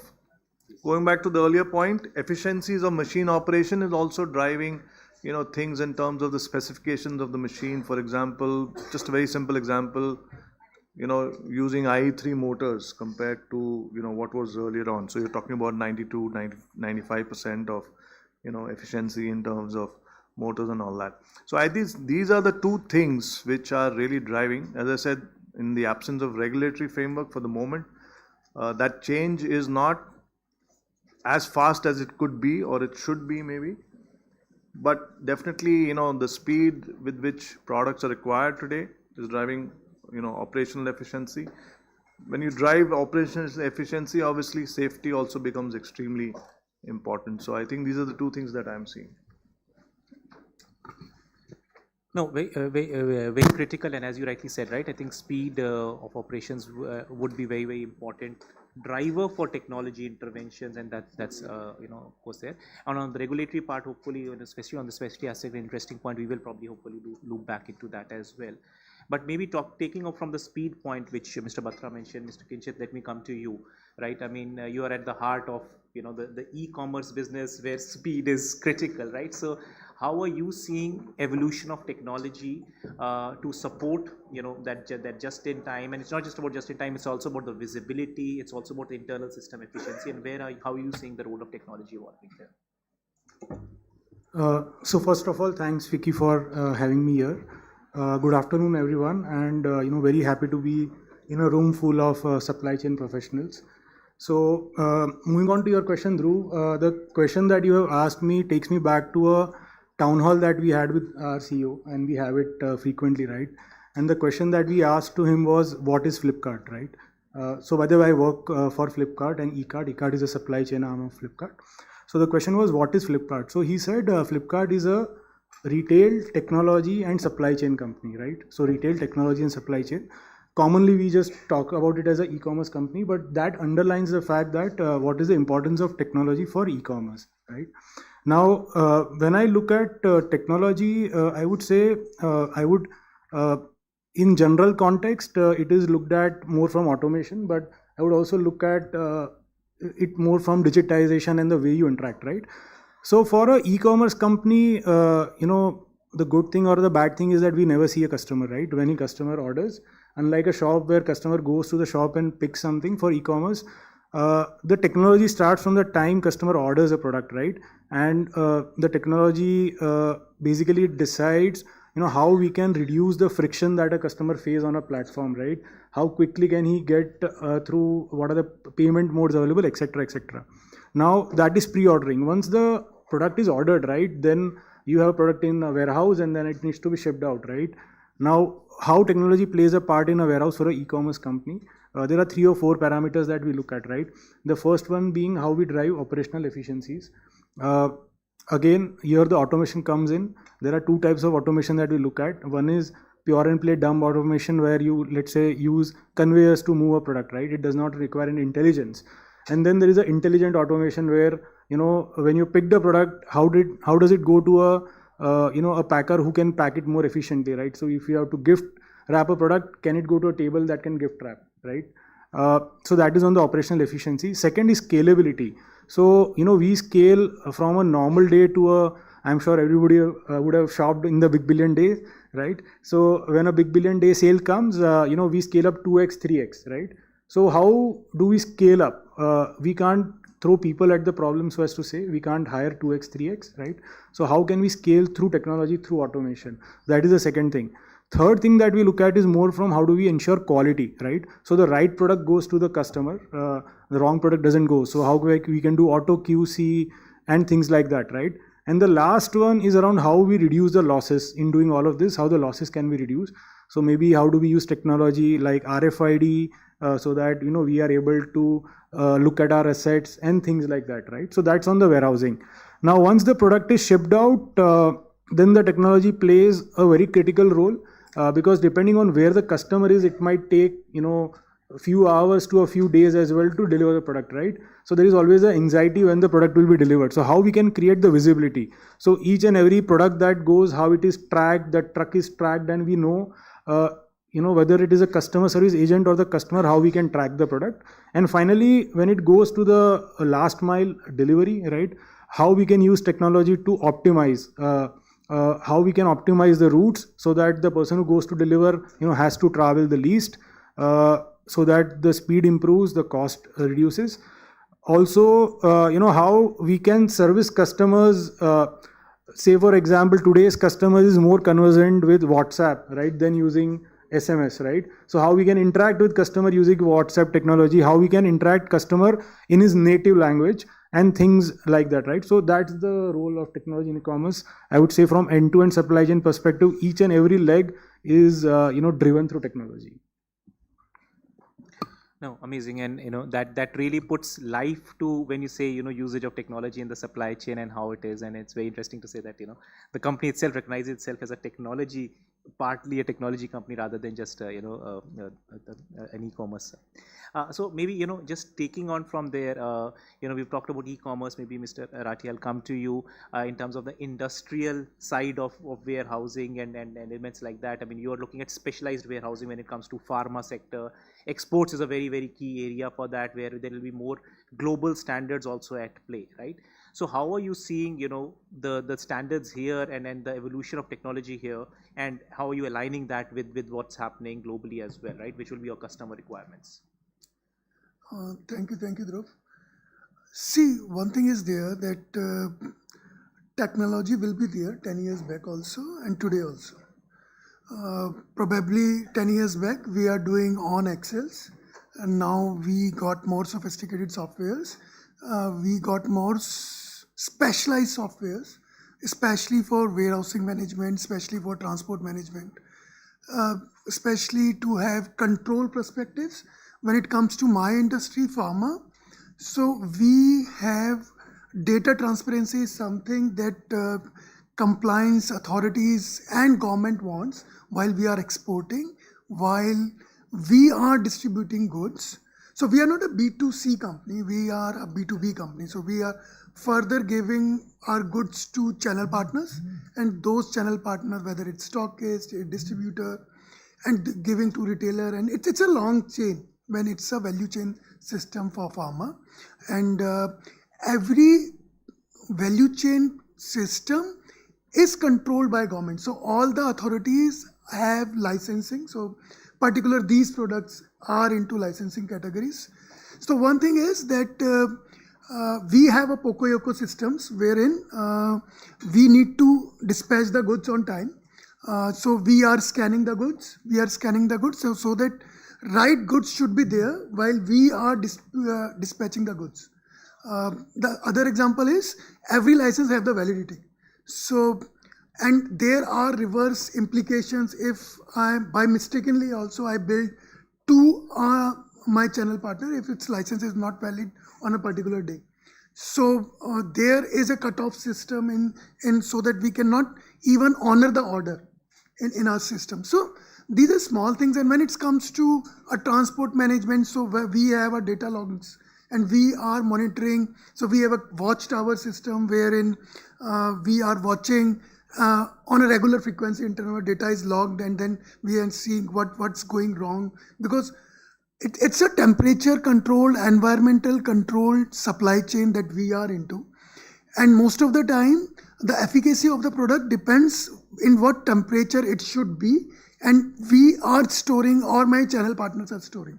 So this is one of the way wherein we are controlling the efficacy of the goods. So there's whenever a patient can take, it should be on a proper, and it should affect to the person. More importantly, I always say that technology is only good as the user is using that product.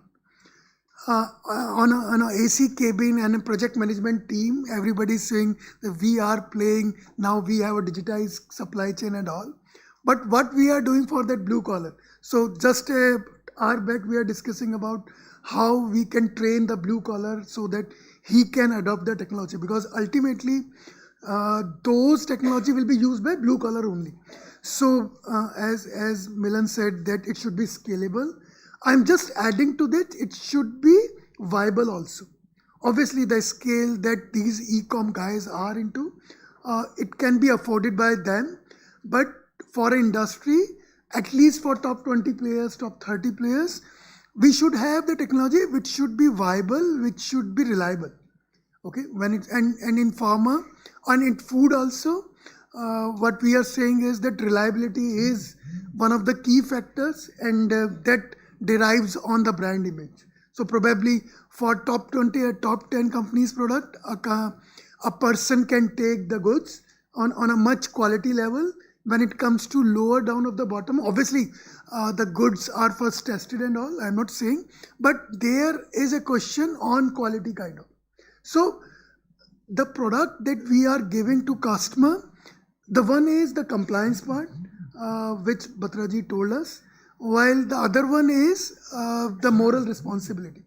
So as a company and as an ethical company, we should all have a moral responsibility towards society. And these technology will play an important role, while a company wants that their supply chain should be more data driven, their supply chain should be more comprehensive towards the reliable factors. So obviously these small IoT devices, these watchtowers, so will play an important role. And from last 5 years I see to the industry, now even the compliance inspectors and the compliance authorities wants those data, because those data cannot be fudged. So this is something that not only e-com but industry is also using this. No, absolutely, and as I said, right, I mean, as technologies evolve, as private sector evolves, compliances will also evolve in that direction. I think in the morning session we were talking about ULIP, etc., which is more data driven from the government side. They are making sure that it's more democratic. But similarly, whether it's customs, whether it's other organizations, they are also looking at more compliance driven. So technology integration of those kind of technologies and alignment will remain at heart of it. So that's an interesting part, that it's compliances and the monitoring of quality, etc., because in certain businesses will play more paramount role as well. But you talked about of course that at the heart of all of it is a lot of data which you use to be able to drive it. And then maybe on that, Mr. Gupta, let me bring you in, right? Because when you start talking about intelligent technologies, right, at the heart of it is about the buzzwords which we keep hearing, AI, ML, and data analytics, etc. How are you seeing this landscape, right? Just demystify it for us a little bit. How are you seeing this landscape specifically when it comes to maybe warehousing and maybe the broader supply chain? How you are seeing use cases evolve in this space, which is on a day-to-day basis things are changing. Yeah, absolutely. Thanks for your question, Dhruv. I think the scope is very big, and there are dozens of use cases that are available to apply. Is it better? Okay. So the scope is quite broad, and there are dozens of use cases available to apply artificial intelligence in supply chain. Um, since we have limited time available, I'll try to cover this briefly. If we look at supply chain from a broad perspective, I would like to touch on 4 different areas, starting right from the planning. Predicting demand forecast is any planner's dream come true, and artificial intelligence comes right there. There are a lot of different external factors that affect demand forecast for any business. Artificial intelligence has ability to ingest a lot of data, do the messaging and analysis based on multiple different parameters, or we can say factors that affect the forecast. To take some of the examples, market conditions, geopolitical situations, government policies. There are many different areas that affect. And if you have enough data available and you can do analysis on it, artificial intelligence has tremendous amount of ability to come back to you with as precise forecasting as possible. This precise forecasting has ripple effect on the remaining part of supply chain as well. You talk about sourcing. If the demand forecast is not there for a particular model of your product, you don't want to continue to run that production line. Or you might realize if demand forecast suggests a new product to develop, need of a new product development, maybe a new production line investment is required. Similarly, your distribution centers, everything can be optimized with the right forecast. If you touch on sourcing, vendor negotiations, recommendation for the right vendors depending on their past performance, pricing, risk profile, and multiple different areas that you want to cover and prioritize in your vendor selection, all of them can be fed into artificial intelligence engine, and it will come back with you ranking of your best vendors, right from top to bottom. Even contract negotiation has a great application of AI.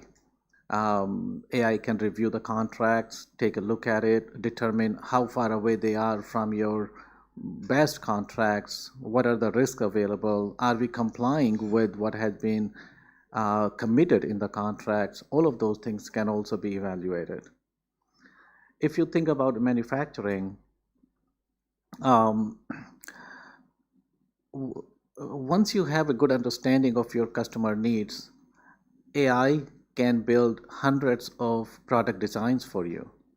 And based on your intelligence and understanding of your market and AI's feedback, you can come up with a right and precise product that fits the market needs. Predictive maintenance.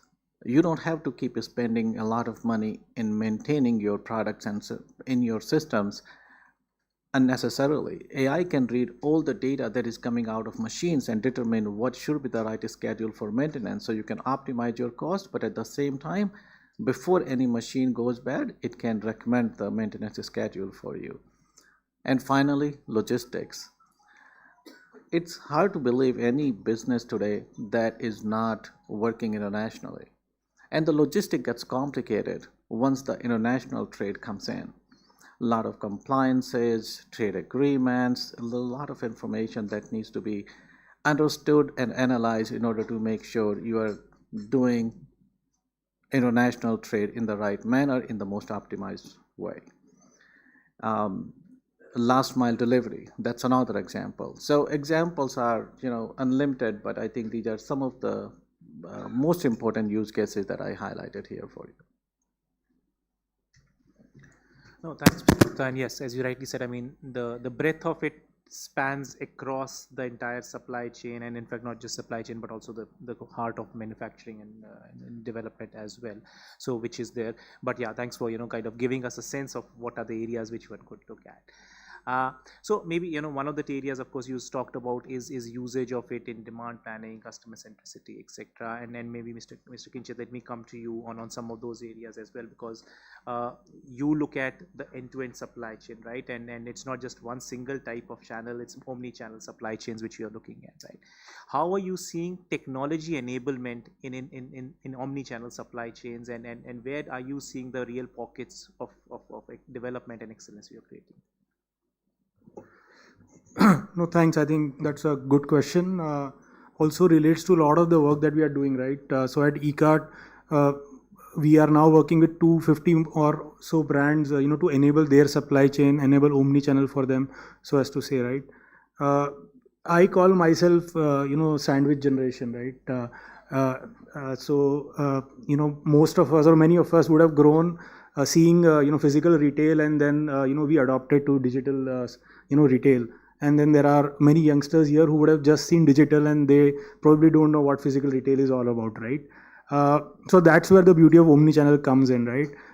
So when we talk about technology in omni-channel retail, what we need to understand is also what are the expectations of the customers, on omni, right? So for a customer who has been, let's say, shopping offline, he is going online, right? He would want to see some of the features that were available offline, and can it be available online, right? So if I was buying from a shop, now if I'm buying online, I need the convenience of seeing the product and then buying it, right? So when the product comes to my doorstep, can I take an open box delivery? Can I see the product, feel the product, and then take it? If required, return it as well, correct?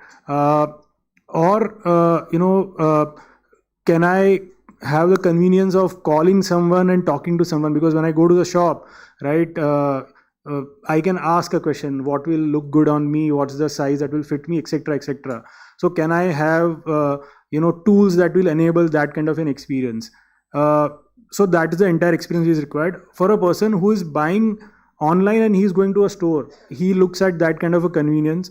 He needs payment channels, right? I am used to pay by UPI, credit card, which are now omnipresent, but yes, that needs to be there.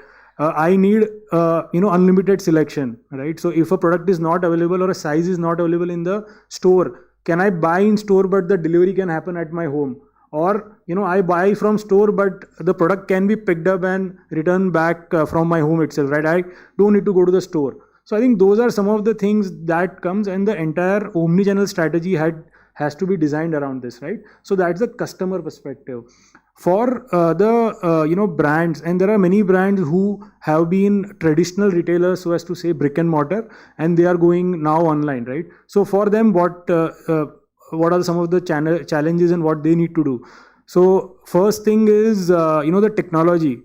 Most of these companies are they do box in, box out, right? They are delivering it to a distributor or to a shop. So how do they move to a, let's say, box in, piece out, or piece in, piece out, right? So what is the entire technology around that? How do you manage the inventory, etc., etc.?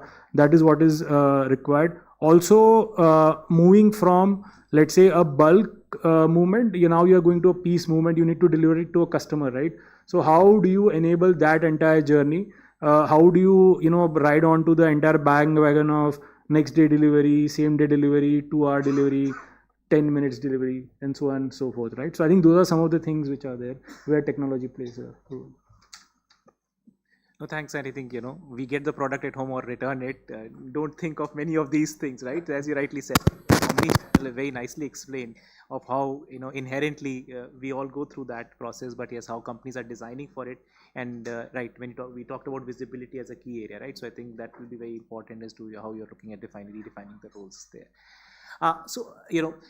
We have talked about efficiency, we have talked about scalability and role of technology in some of those areas.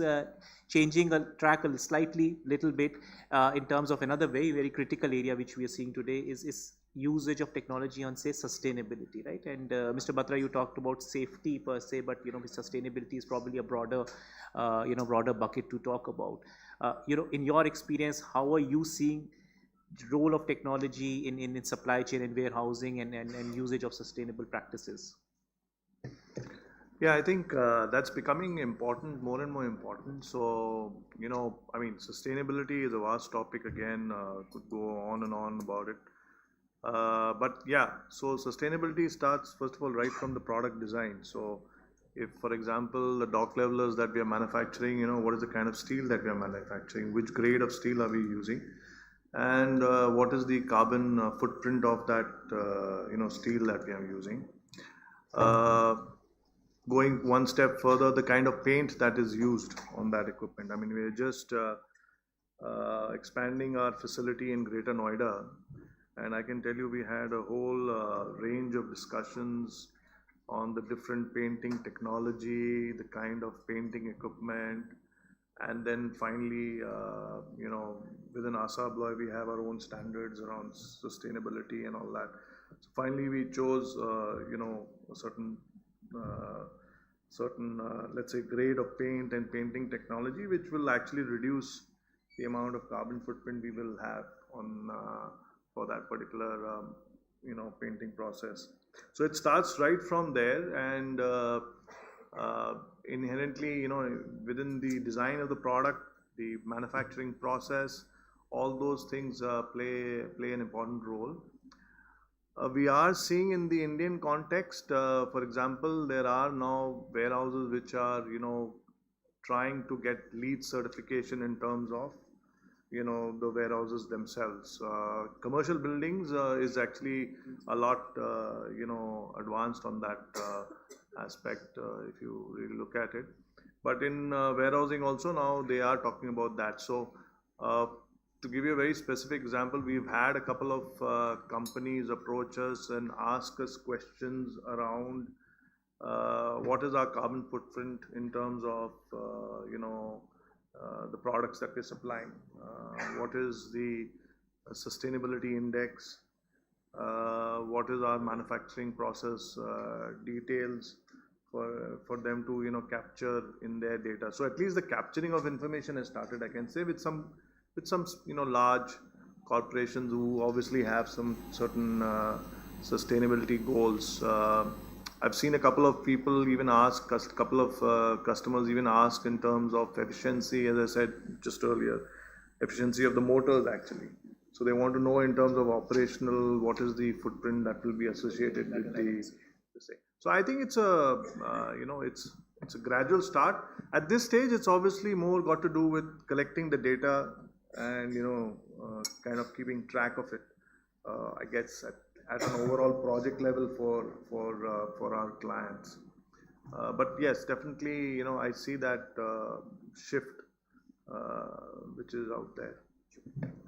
Just to add on this, see, actually warehouses are making a pivotal role in sustainable energy, because all the roofs, you see all the modern warehouses, grade A warehouses, now roofs have those solar panels and all. And at least 60-70% of the energy that they are consuming is taking from those solar panels.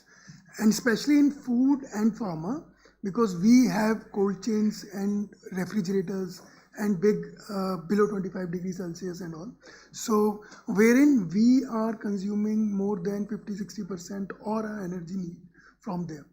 Not only that, but see, there are auto switch on, auto switch off. So small sensor based systems wherein if it's not use of any exhaust fan, if not use of any lighting system or natural light system kind of. So these are small things that warehouses are using, and actually energy consumption from last 5 years reduced to more than 50%.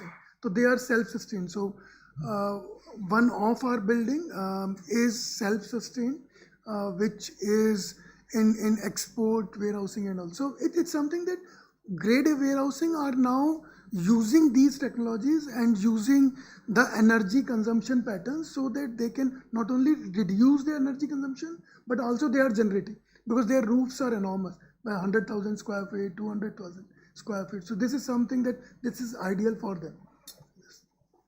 No, thanks for bringing that to life as well. And as you said, right, I think first is to get the data, which is what the journey has happened, and we are seeing in at least in the building structure, green buildings, etc., certification. as we move more further into the export, and be part of global value chains, this demand from our customers will continue to increase, right? That what is it, how much carbon footprint is there, not just on the trade side and the manufacturing side, but also on the logistics and the warehousing, which will continue to become a large part of it.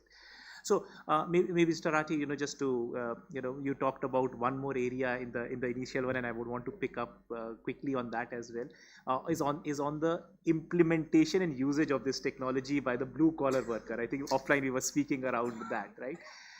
At whether we talk about intelligent automation, dumb automation, at the heart of it, people have to learn and then deliver on it, right? So how are, all of you for that matter, maybe you can start with you, are using, going through that journey and making sure that, the people on the ground are able to use whatever intelligent technology we are talking about?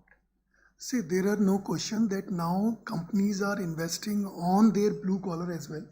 Obviously, Indian companies started 2 decades back on investing their skill sets of their managers and then all the white collar jobs. But now it comes down to blue collar as well, not only in manufacturing but also in commercial warehousing.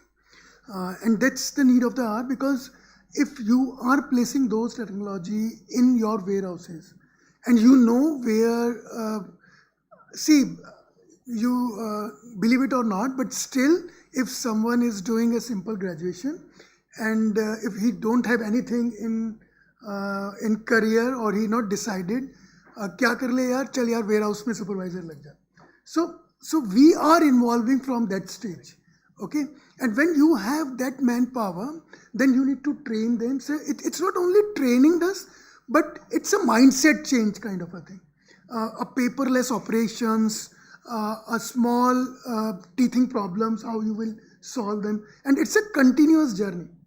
And one of the good thing is now even peers are also using those technologies. So even person is moving from here to there. Obviously he is getting growth. Not only that, but actually industry is learning himself. So it's not in silos. Industry is learning.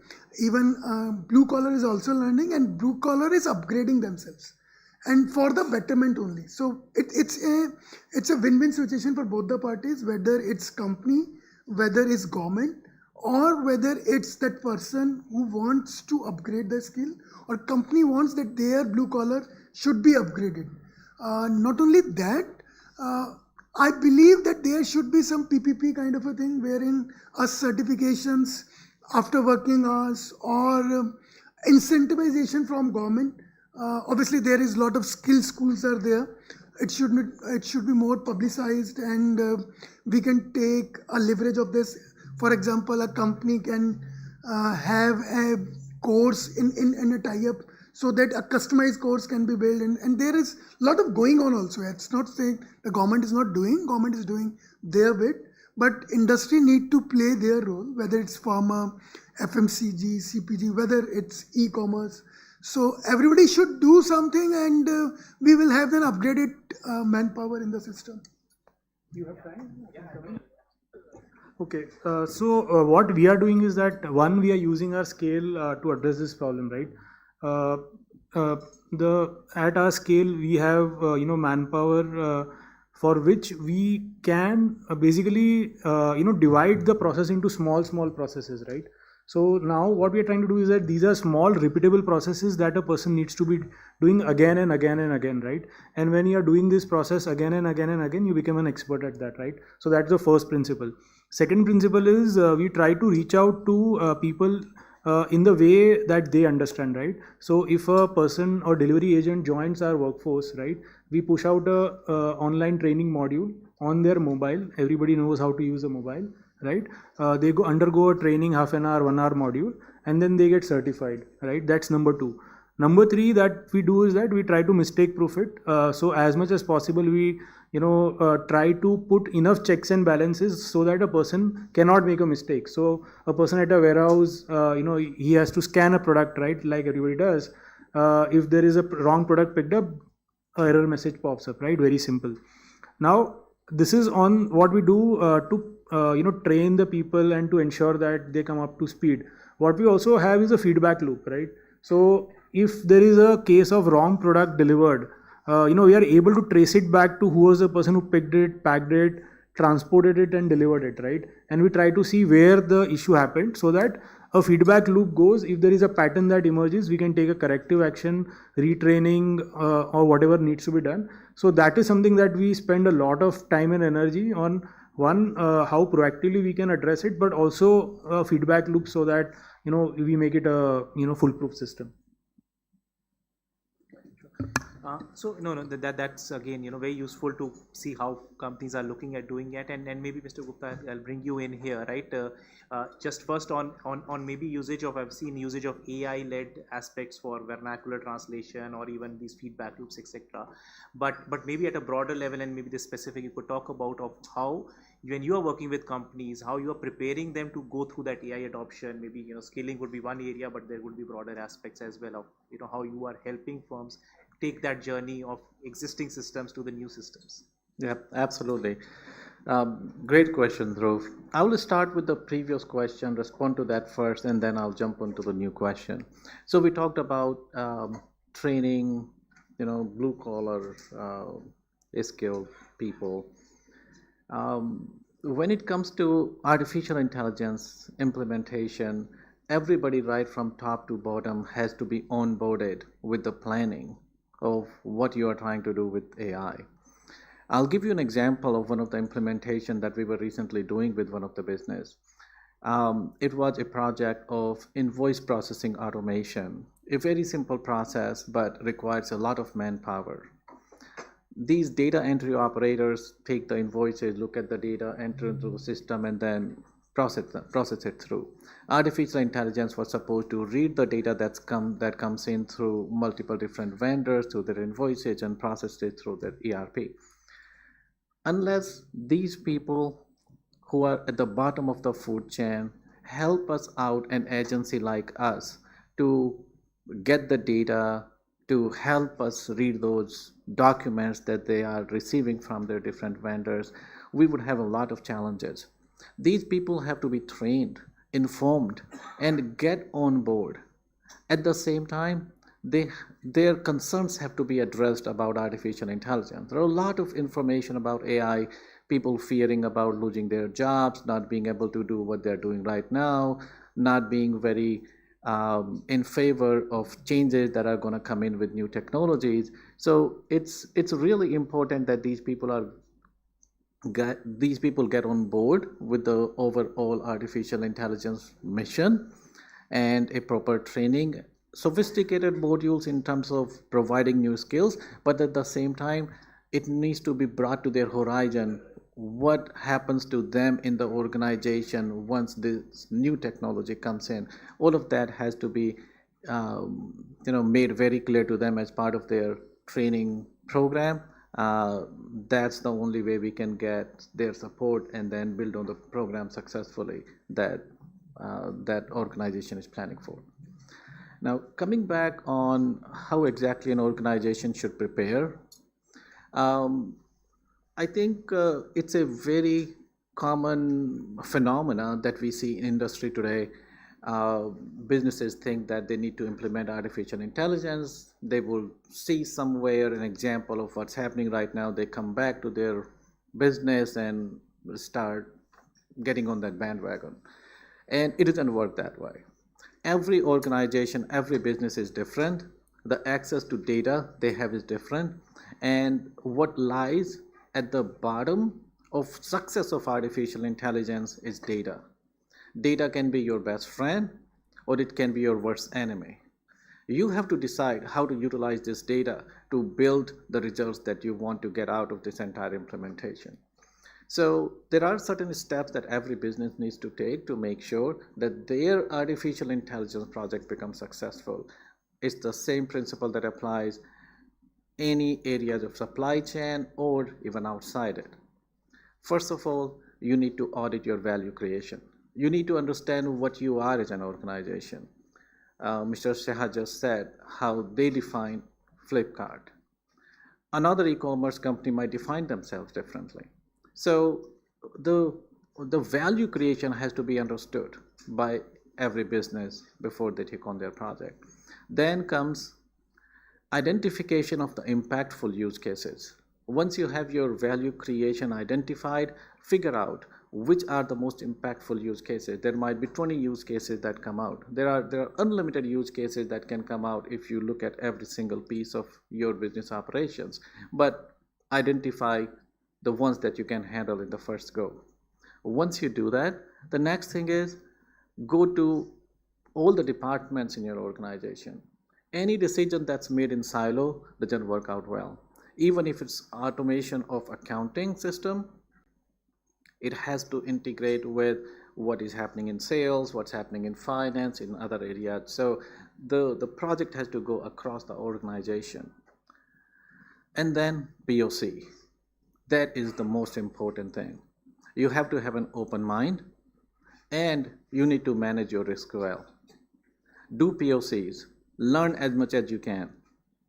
Fail fast if you need to.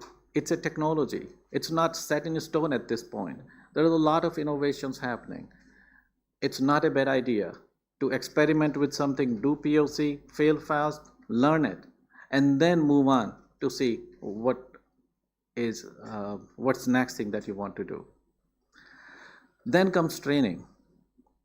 Once you are ready to build a system, you need to prepare your training program right at this stage. Don't wait till it is finished.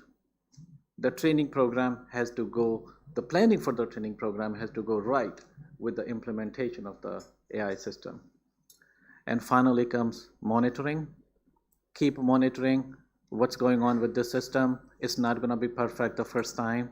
Learn, make change, adapt.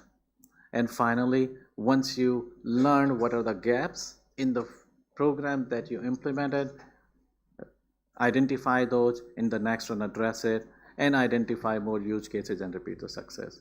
That's pretty much, I think, is the process that any organization can use for their AI project implementation. In fact, I just wanted to add, I mean, one thing which I've learned, let's say in whatever 25 plus years that I've been around, nobody implements technology for the sake of technology. The value proposition is there. Today's competitive world, I mean, everybody looks at an ROI of 1, maximum 2 years. And that also, if it's beyond that, then if it's within the strategic ambition of the company or, goal that you have, then fine. Otherwise, 1 or 2 years, if the technology is going to give you a return of an investment, then, everybody's ready to jump. Otherwise, then it's a lot of buzzwords and good talk. And in 2 years, it will change. And in 2 years, anyway, it'll change. Yes. Absolutely right. Yeah. No, that helps, and that kind of rounds up the discussion quite well. I think we touched upon numerous topics in this discussion. So thank you, everyone. I know we are at the top of our mark. We have made some time, but hopefully we have time for maybe 1 or 2 questions, and then we will break for lunch. If there are any questions, we can have them now.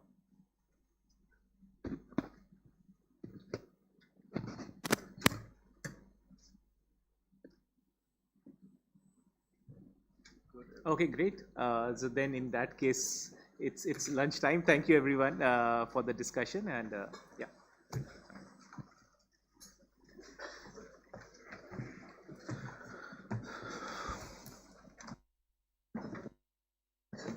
Thank you, Dhruv. Thank you all speakers. Can we gather for a group photograph? Now we'll be breaking for lunch, and we will be reassembling at 2:15 after the lunch for the third and last session of the day.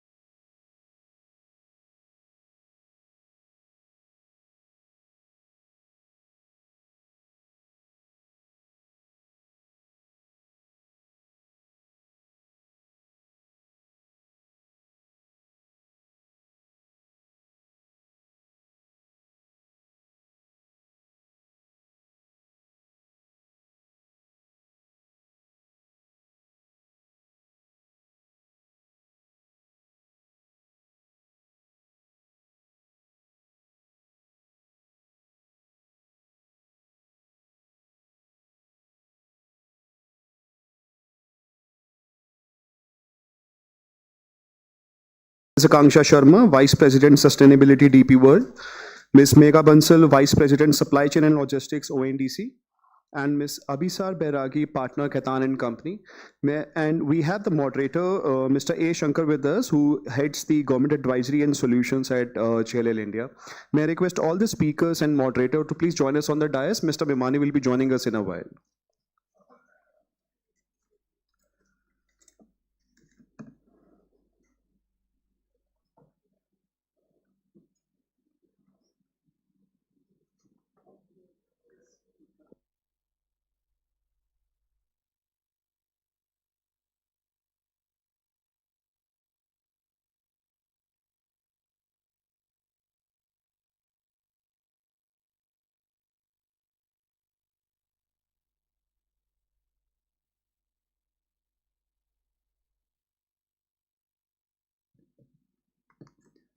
Good afternoon, everyone.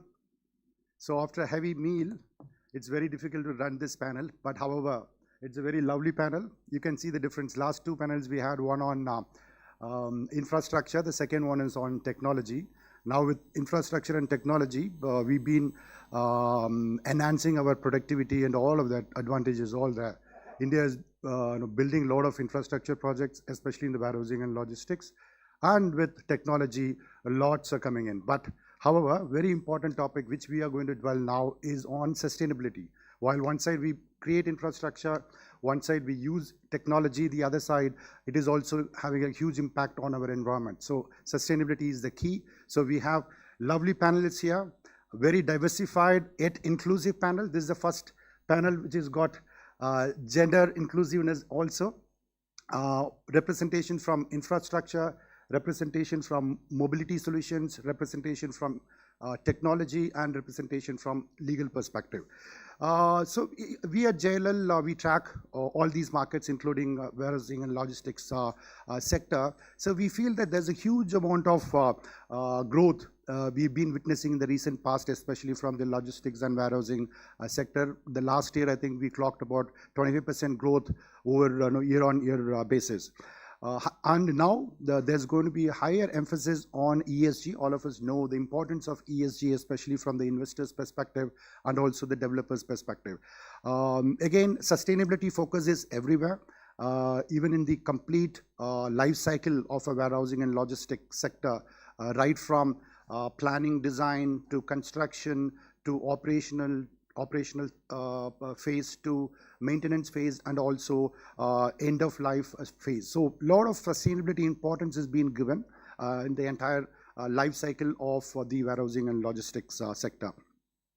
So we have done a study on how it is impacting. So for example, if somebody is developing a green warehouse, so what is the impact? What is the reduction in the resources which we are talking about? So what we came up is 42% savings in total energy consumption if you go in for a green warehouse, and 30% saving in water consumption. So that's a huge lot of thing. But yet we need to invest more. It comes with a cost. However, we have done an analysis and it says that within 2.5 to 4 years, you get your money back. So that is the return on investment. The payback period is roughly about 2.5 to 3 years. So there's a huge amount of scope on sustainability. Measures will definitely improve productivity and also reduce cost with huge amount of savings in all these resources which we are talking about. So directly to the panelists now. We've been seeing a lot of initiatives from the sustainability standpoint. I want each of the panelists to respond to this particular point. From a macro perspective, what are the emerging trends which you are witnessing in this particular segment? We already covered more from an infrastructure, technology. Now purely we will dwell on sustainability and what are the things which you are likely to witness in the near future. Maybe we'll go with Mr. Anand. Thank you. Good afternoon, everyone. First of all, apologies for being a little late on the dais. So, sustainability in Greenline, being a very young company today in the industry, it's been about 2 years. We are basically into the mission of decarbonizing the road logistics.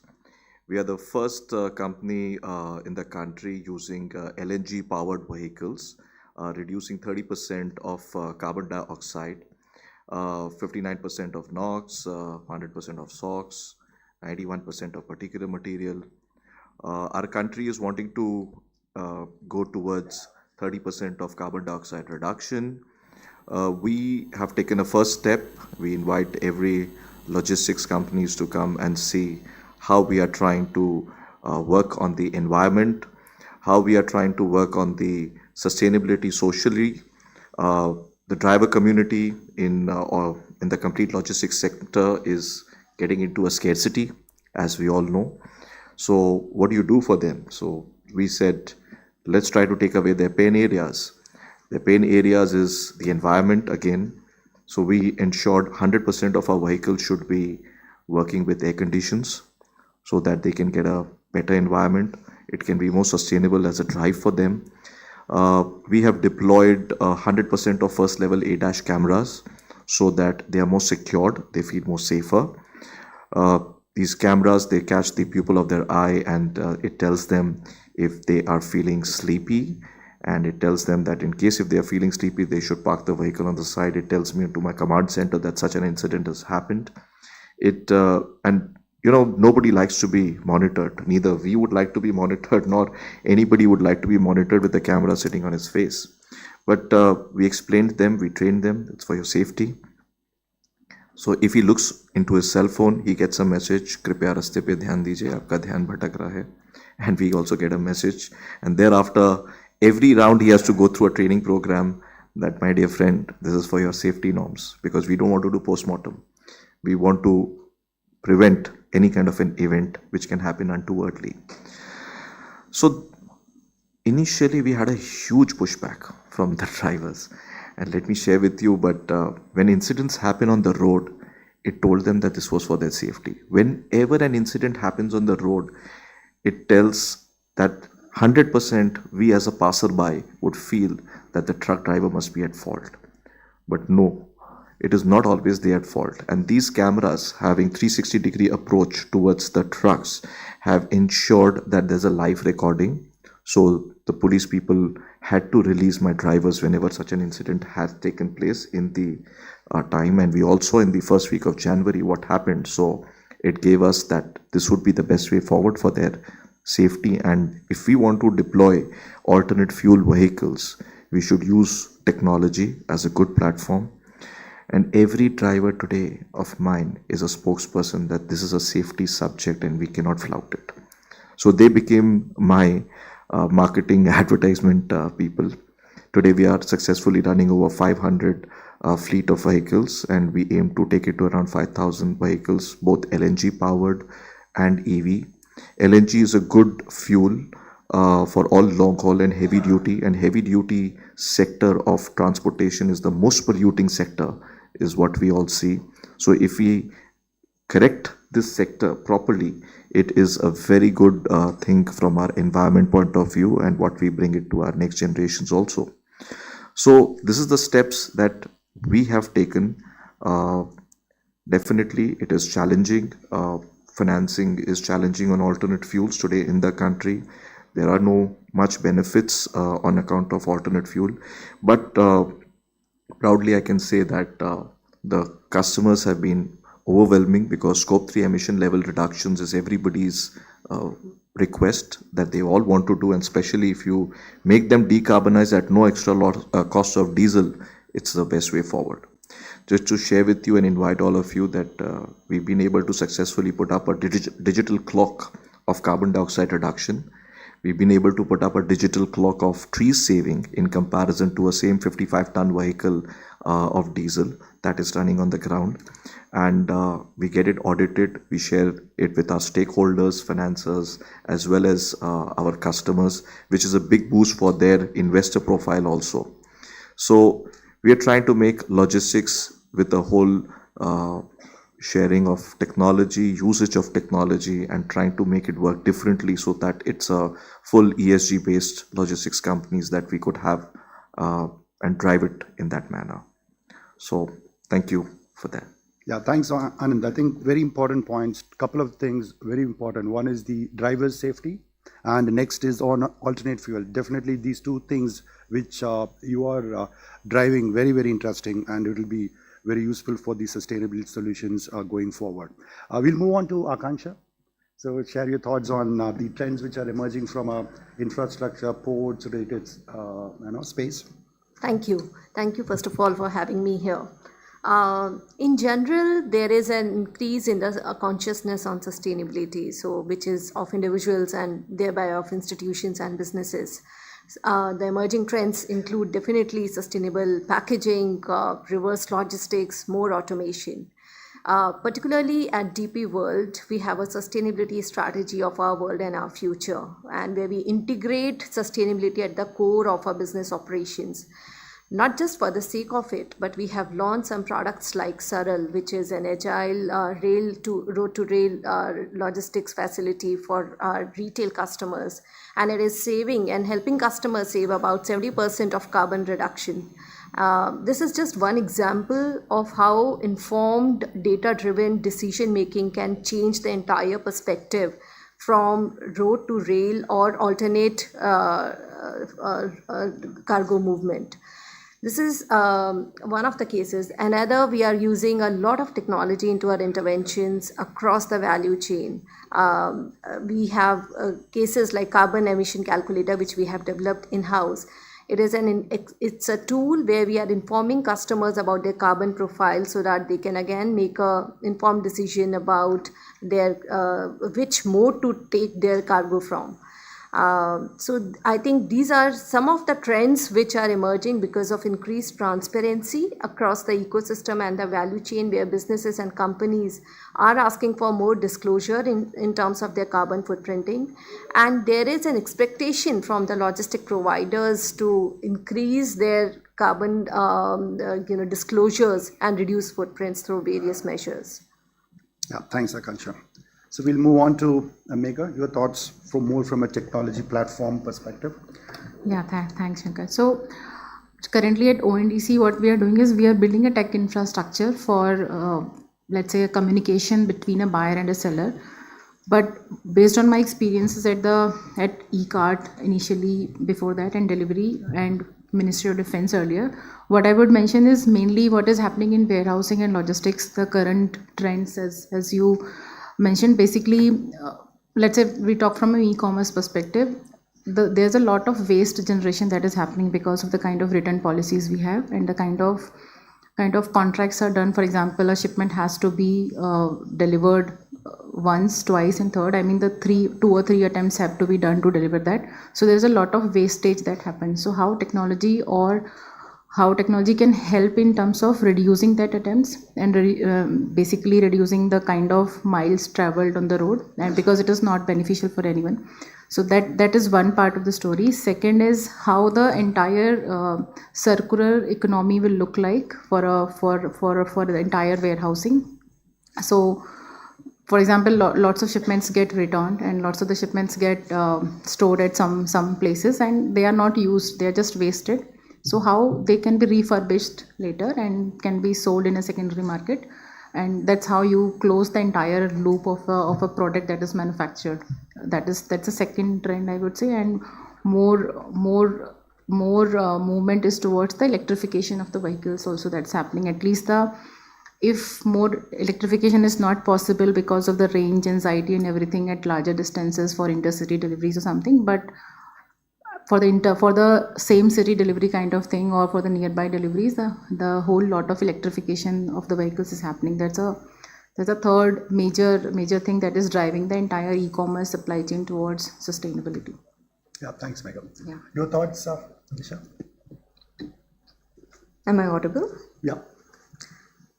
Well, as a lawyer, as somebody who feels the changes in your industry from an outsider's perspective, I would say that, we start feeling the dynamic nature of your industry when we see the laws changing, the laws adapting, and the regulations follow the changes. This has been one industry which transverses so many fields of law, so many ministries. It's just, there are other industries, say something like mining and telecom, which have very focused laws to deal with them. You're one such industry which touches upon the exposure that you have is across so many laws. And I would say that we are looking at the changes, that you are switching over to sustainable practices. We are seeing changes in the regulations, the amendments to the laws that are coming in, which tells us that there has been a movement in your industry, and there's been lots of movements in your industry. So, we're looking at, say, regulations for drones, regulation for EVs, and that tells us that, you've gone out and done something which is making the policymakers to change the policies and then giving us new laws to study. So you give us a lot of material to, a lot of bedtime reading you guys have been giving us. But this is how we are experiencing the changes. And, I'd say that the regulations always follow the changes. They try to keep up. A lot of things cannot be foreseeable.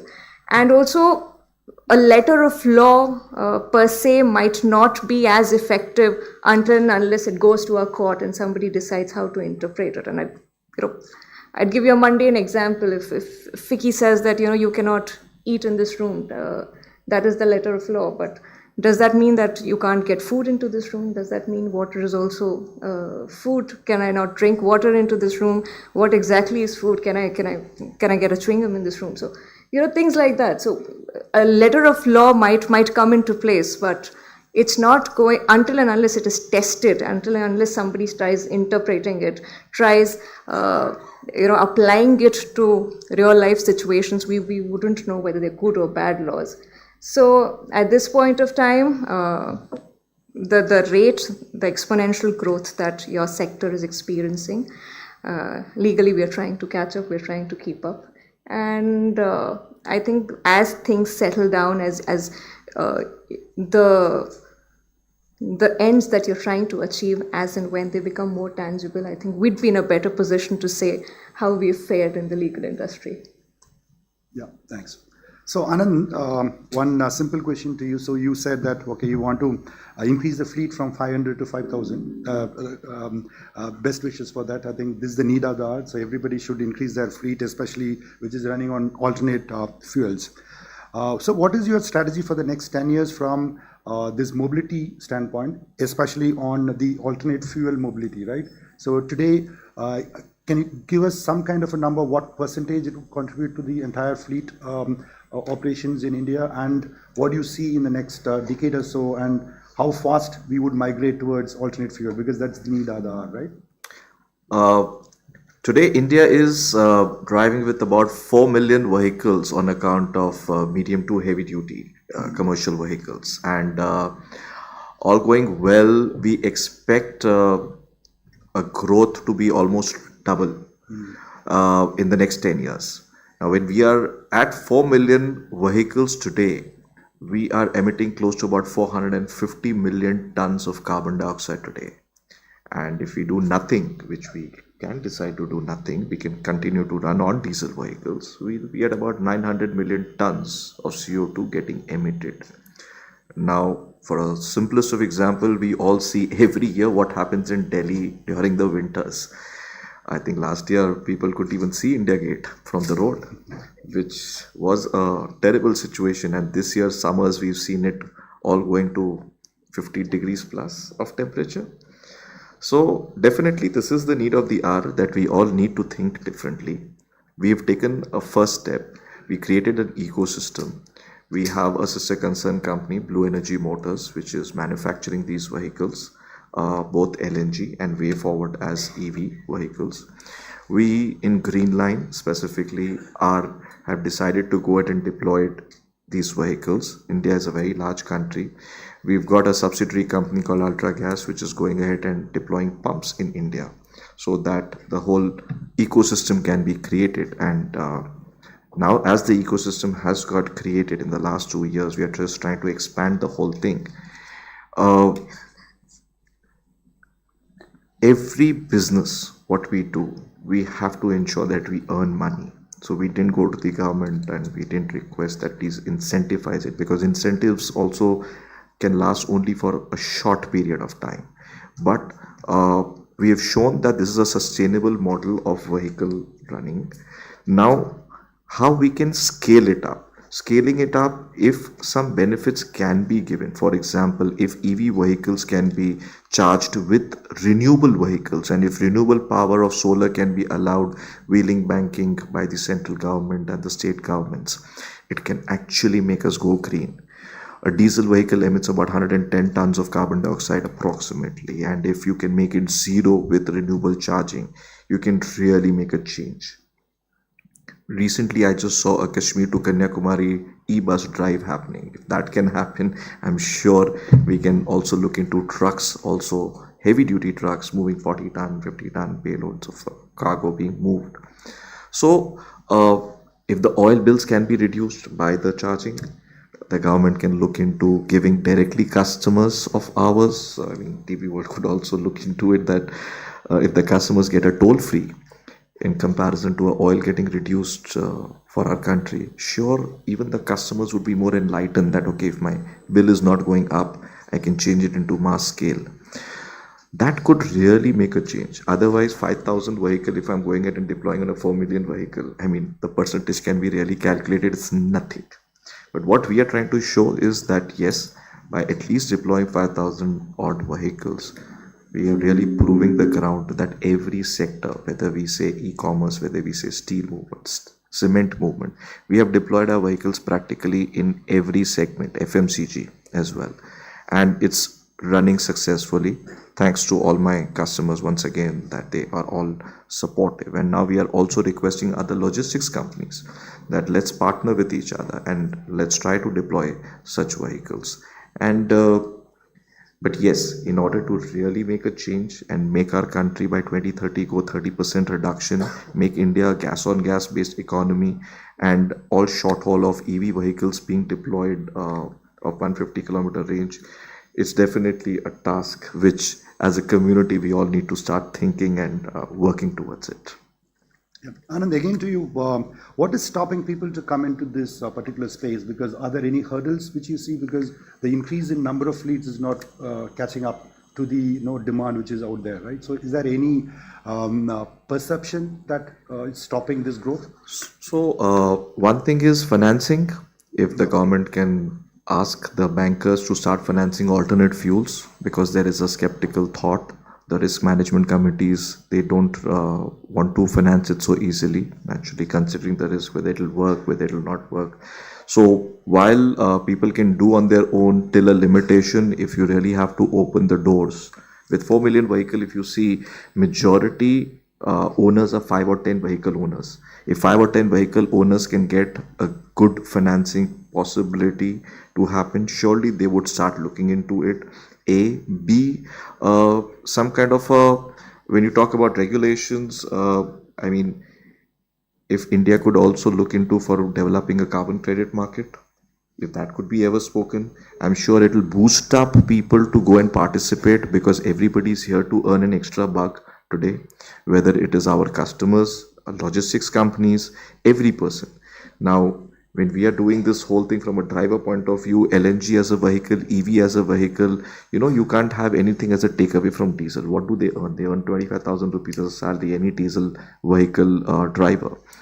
And rest, they try to earn something out from diesel. But here when we said that if we have to go and deploy, we have to first teach them that you have to earn izzat ki roti, because here you can't do anything. So you incentivize them properly.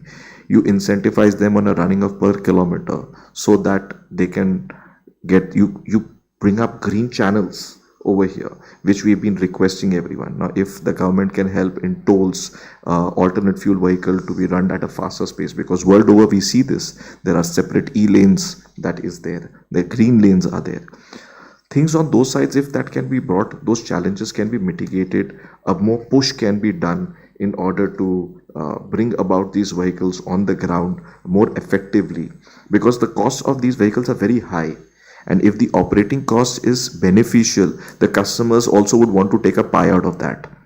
So we also have to be very careful as logistics company. If you give away the pie, you won't get financing again. As an ecosystem creation, these are all the pushbacks that happen.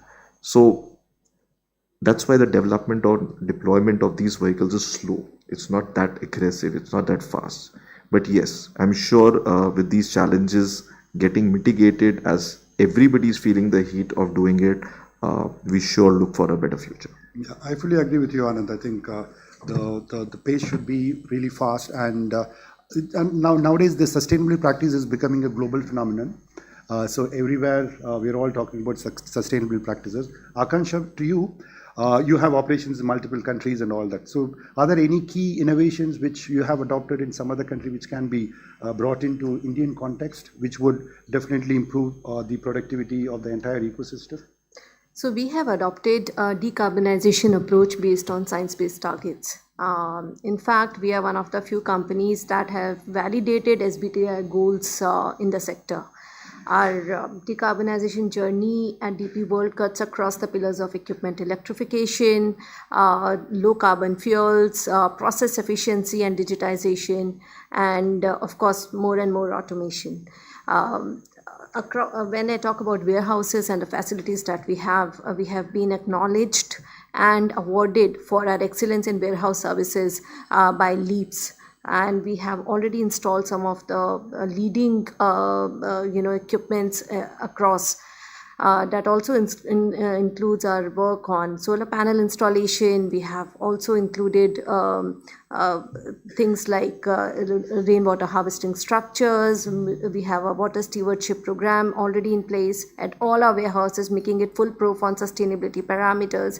So I think there is a foolproof plan on sustainability that we are working on in a very holistic manner across. And it's not just limited to warehouses, but also we are doing it at our business parks and other locations that we have, including FTWZ.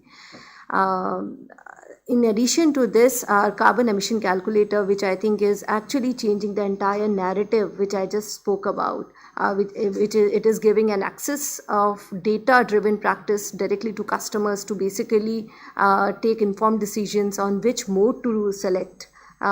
Is what we need in terms of better transparency. And I think when we talk about automation and more sustainability, data is at the core of taking better decision making. So these are the practices, and I would encourage more companies to come up with such carbon emission calculators so that there is a better understanding in the ecosystem about footprints, and we are able to take multimodal logistics to the next level.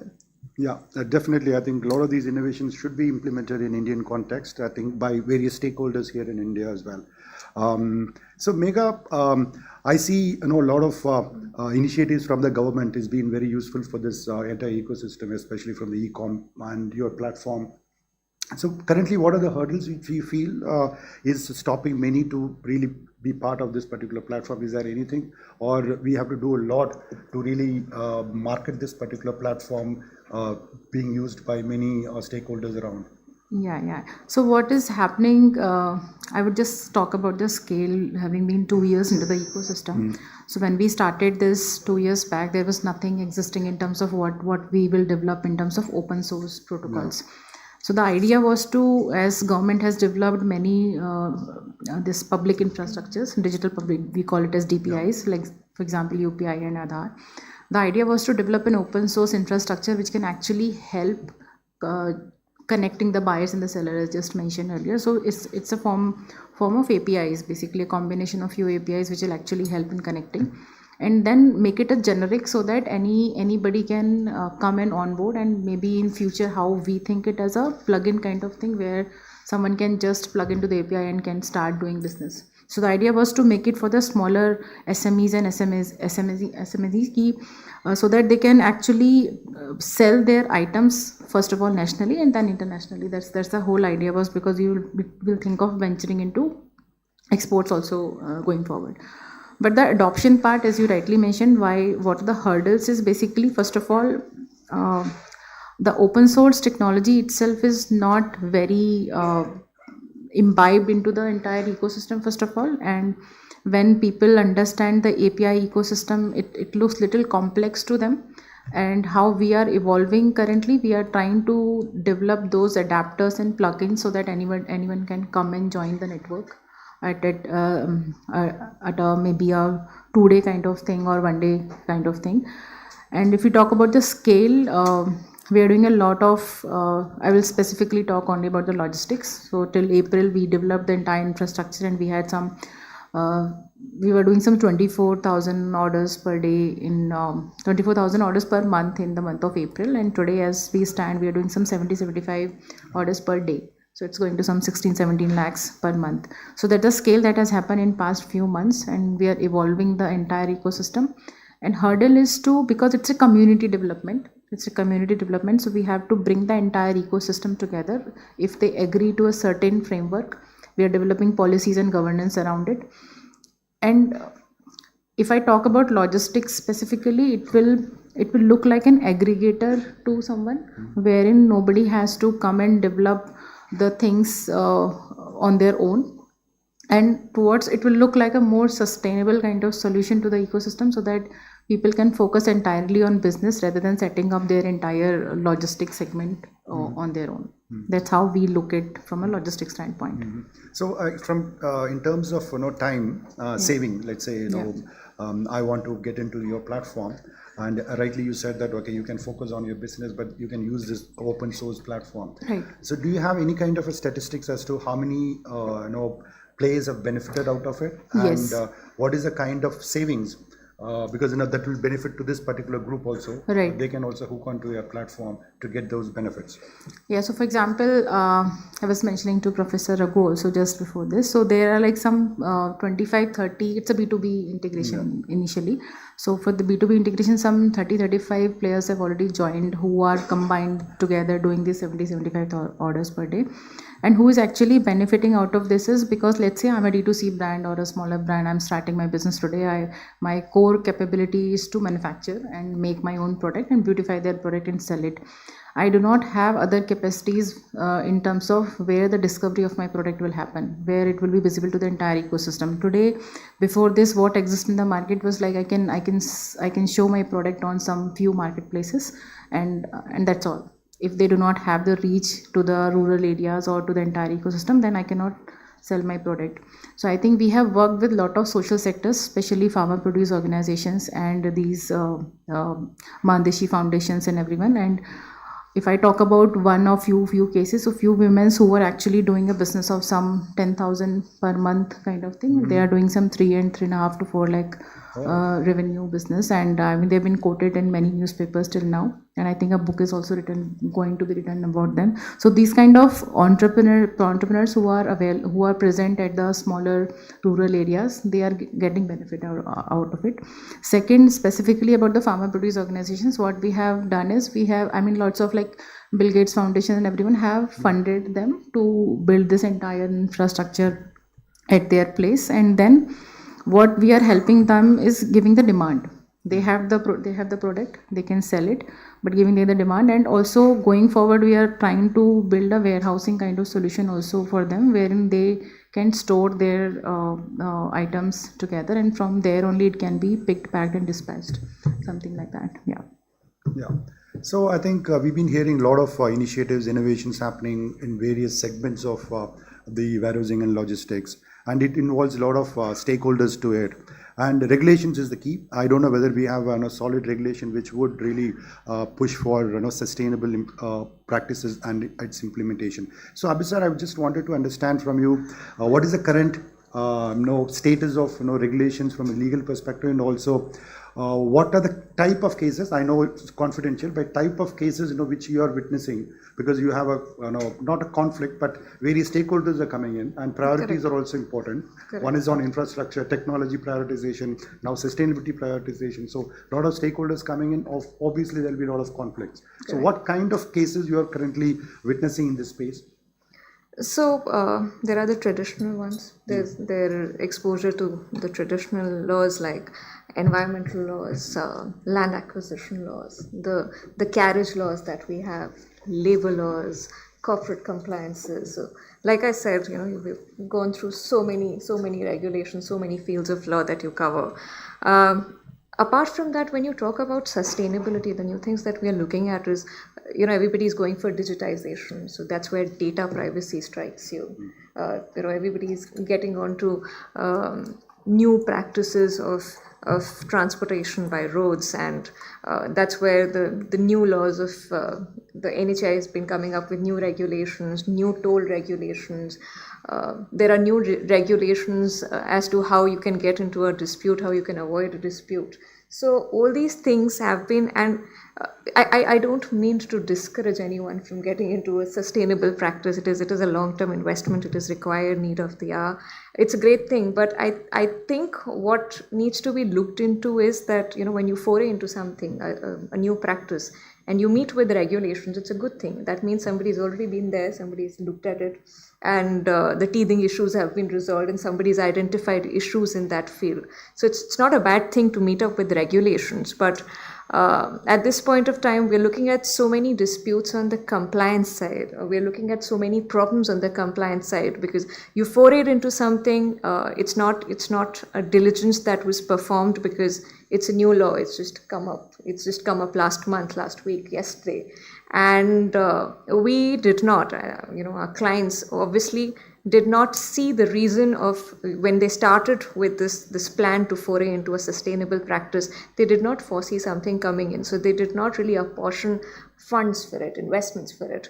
And then what happens is that, rather than investing in a diligence, they end up paying fines and penalties. And so my unsolicited advice to everyone always is that, account for some kind of diligence, some kind of legal compliances beforehand, rather than getting into a dispute, rather than, rubbing some authority on the wrong side, rather than paying fines and penalties.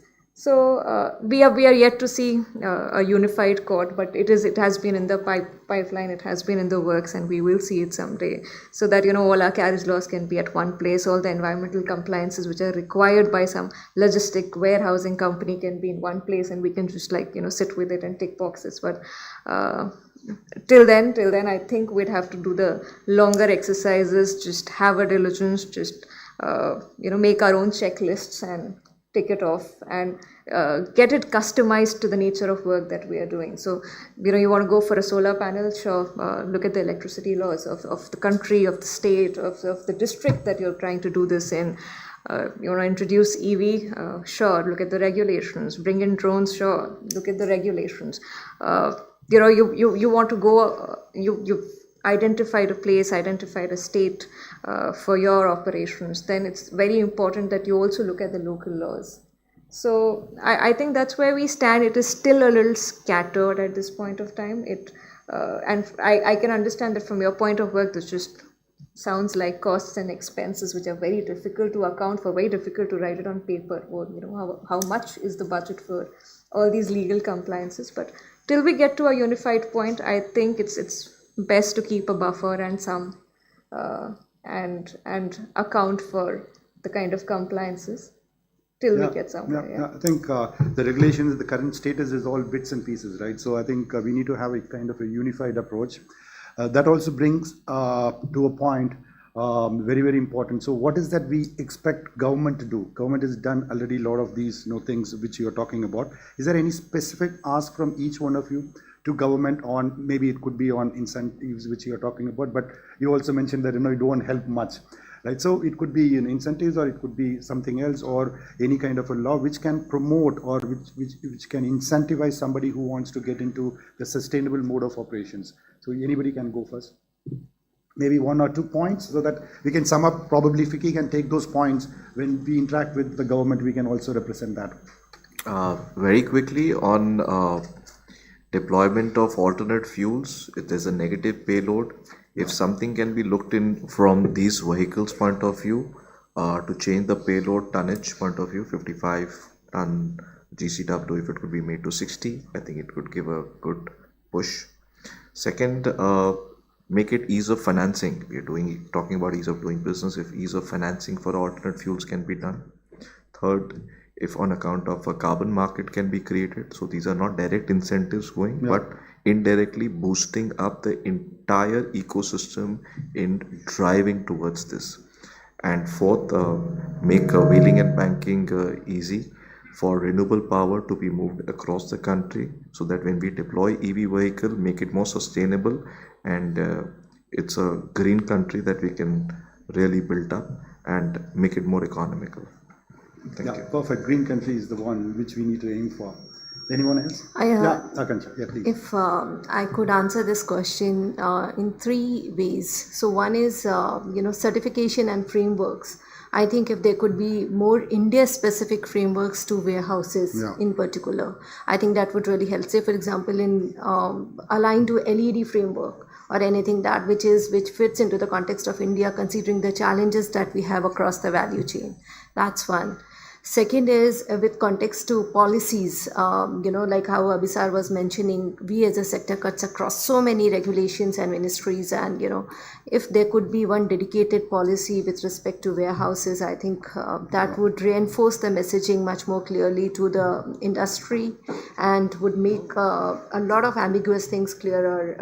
Also give a push to areas which come under the remit of other ministries as well, like EVs and other things.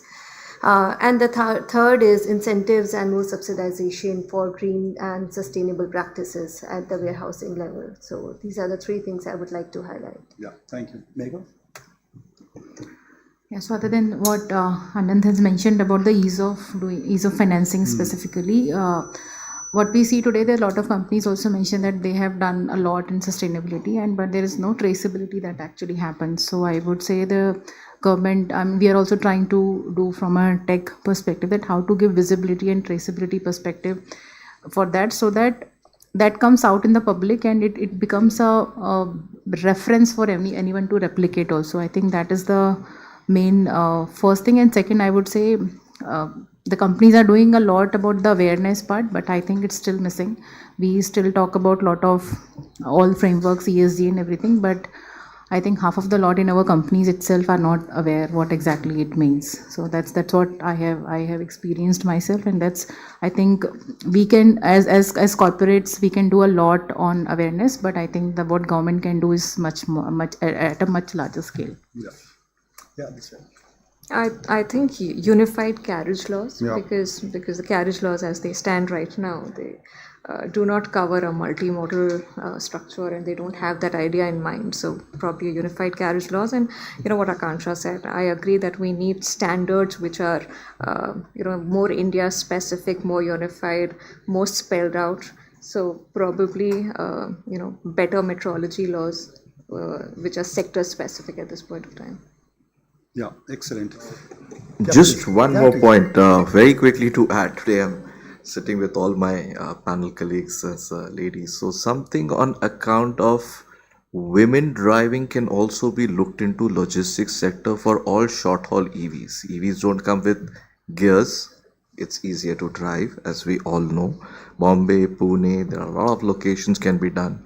If government can look into some kind of program on account of training them, training, development. You have CRTs, you have things where they could be trained. I mean, we can creating more livelihood for them. So as a social responsibility, a thought could be looked in that point as well. Yeah, very valid point. I think inclusivity is very, very important, and this panel is all about inclusive panel. So we are moving towards the closure of the session. So probably I would ask for some questions. Already hands are up. Can you introduce yourself and ask the question, sir?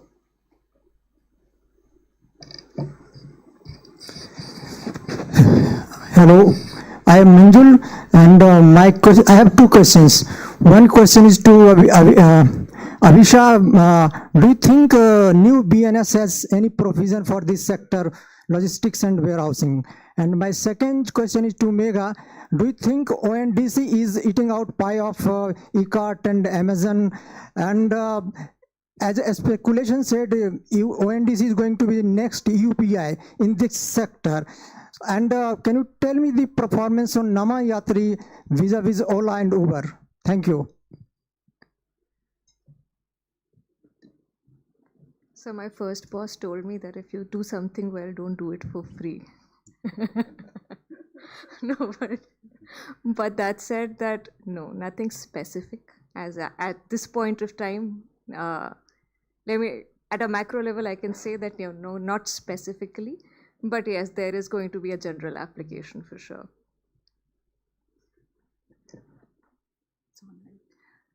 Yeah, so your question on whether ONDC is on eating on the pie of Amazon and Flipkart, I think the culprit here is media. I'm very honestly saying it here because that's how maybe someone from ONDC itself in the beginning has put it all together like that, but it is entirely different from what Amazon and Flipkart has built. They are basically for the audience is actually different. So we are building the infra part. ONDC is only into building the APIs and the policy and governance around it, but not the buying and selling the way Amazon and Flipkart does. So that's entirely different story. And yes, it's only for communicating, as I mentioned 2 times earlier in my conversation. It's they are communicating APIs. We call it as a digital infrastructure to connect a buyer and a seller. And on the Namayatri performance with respect to Ola and Uber. So currently in the mobility segment, we do not have Ola and Uber onboarded on ONDC. Ola is there, but Ola has started a cross dispatch kind of thing, switched from mobility to logistics. So they have started doing this food deliveries or grocery deliveries or some hyper local deliveries, for which they have reutilized their mobility bike riders. And hence, I mean, her answer on question on the carriage laws is much more important because we are not able to expand that in terms of bike taxis because the regulation and the kind of things required to standardize it at each and every, because a state kind of intervention required there, it is becoming complicated there. And talking about Namayatri, which is currently on the network, so basically they are on the auto rickshaw side mainly. And it's tremendously good as of today. I myself use it. It's already live in Kolkata. I mean, it was a Bangalore specific company initially, but today they are doing good in Delhi. They have started, and Kolkata also they have started. And performance wise, it's really amazing and quite innovative in terms of, let's say, just a brief example, how is it innovative? Today, when we try to book an auto on Ola and Uber and everything, you search and somebody will send, the Ola Uber will send you the price, and then you can book it. And also the kind of payment, the payment goes to Ola and Uber directly, not to the driver who is actually driving it. But in case of Namayatri, the entire model is a subscription based model. Let's say I'm an auto rickshaw driver and I have done some $1,500 of rides today, but only 25 to 30 rupees kind of subscription I have to pay per day to Namayatri. So that's quite innovative, and rider is also very happy. Second, the good use case of Namayatri is from a customer perspective. As a customer, I can decide, for me, the price is more important or traveling using that ride is more important. As I'm standing here, I can try to give a tip directly to the rider and then try to book a ride. And when the driver sees that I'm getting $100 more than, actually it was 70 only, now I'm getting 30 rupees as tip, which is not there in the current ecosystem on any of the Ola Uber platform currently. Yeah, thanks. I hope I answered it. Yeah, thanks. Yeah, thank you. Yes, sir. My question is to Mr. Anand. Sir, just to reduce the logistic cost and make sustainable, I think 4 or 5 years back, government set up Waterways Authority. We have 7,500 kilometers of coastal area, and then Ganga and waterways. What is the progress in that? Whether it has achieved something? Because that is the most cheaper way and most sustainable way of this thing. Absolutely, sir. I have limited knowledge and don't have too much of details, but yes, I do see a lot of change. There are a lot of barge movements which happens from the western to the eastern coast, as well as from the eastern coast to the western coast. Material in break bulk is moving, material in containers are also moving. So yes, I do not know about from the river point of view, but I can check on that as well.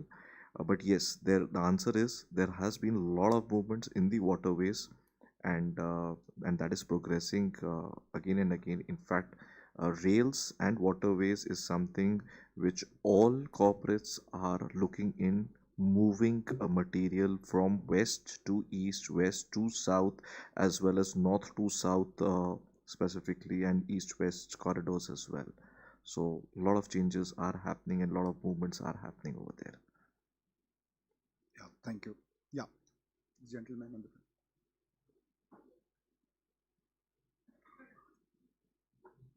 Yeah, you can use the other one.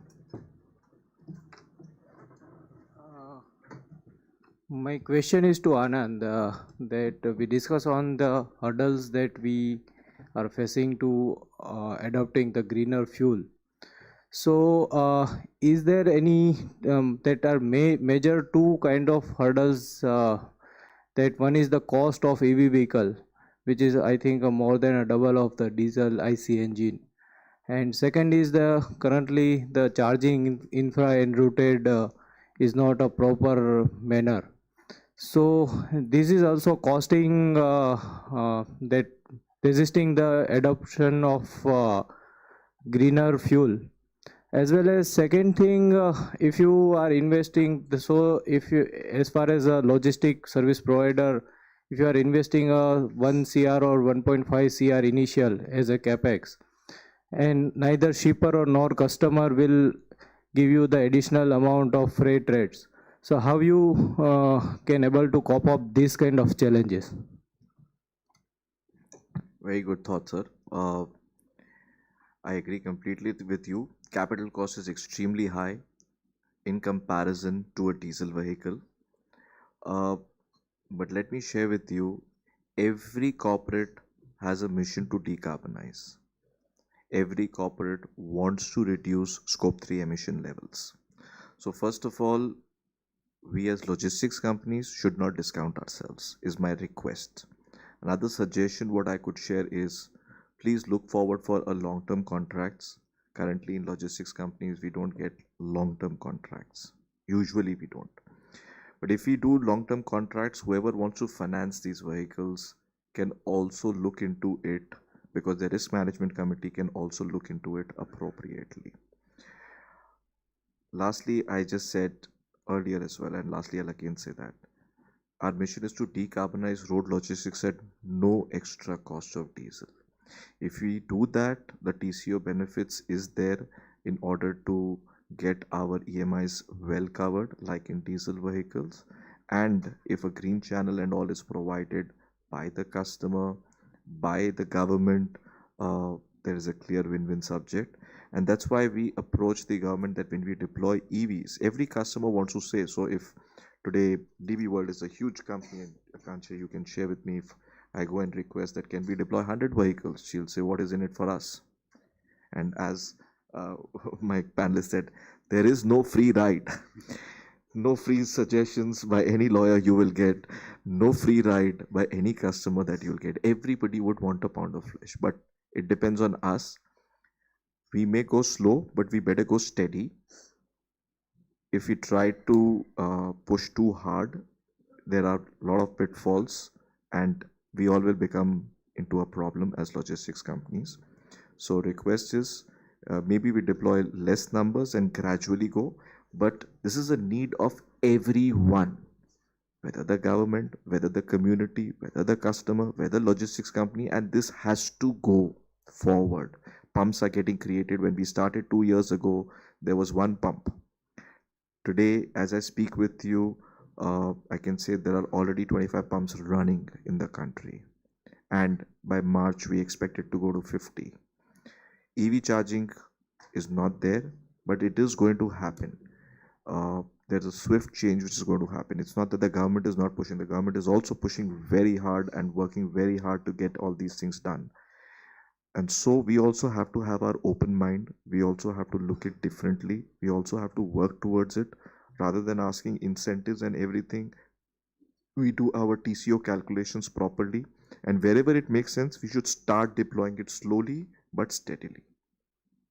Thank you. Any more questions? Yeah, please go ahead.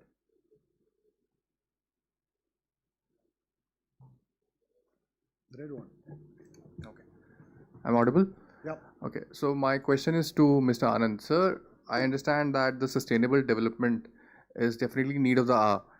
But then as the logistics industry is quite capital intensive, definitely the cost needs to be transferred to the customer at the end. But the current customer is not ready to pay. So how shall we move forward in this case? Sir, just to repeat again what I shared earlier, don't discount it. It's a long-term game. Whenever we are taking a truck financing, it's for at least 5 years to 7 years. So initial capital cost is high, and that's what I said. If the government can push in making an ease of financing by the institutions, by getting us a 5-year loan or a 7-year loan, the deployment can be done. Now, when we run it effectively, whatever we earn in diesel, whatever the pricing difference, the operating cost is better over here. As long as we don't discount it and we don't pass on the benefits completely to the customers, this will be a survivable model, it will be a sustainable model, and we just have to be careful in what we are doing. Sure. Thank you. Thank you. Yeah, please go ahead. Hi. So I've myself been involved in this EV space a lot, and I've seen that in last couple of years this technology is evolving, right? So the feedback or the challenges that we come across always is why now and why not 2 years later, or why not 4 years later when it's completely stable.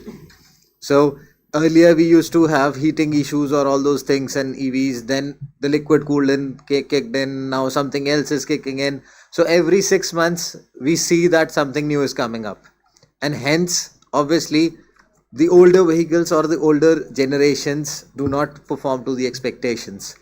So are you sure that today as we speak or have reached to that level wherein the evolution is in a pace that at least the sustainability can be there for the next 5 years?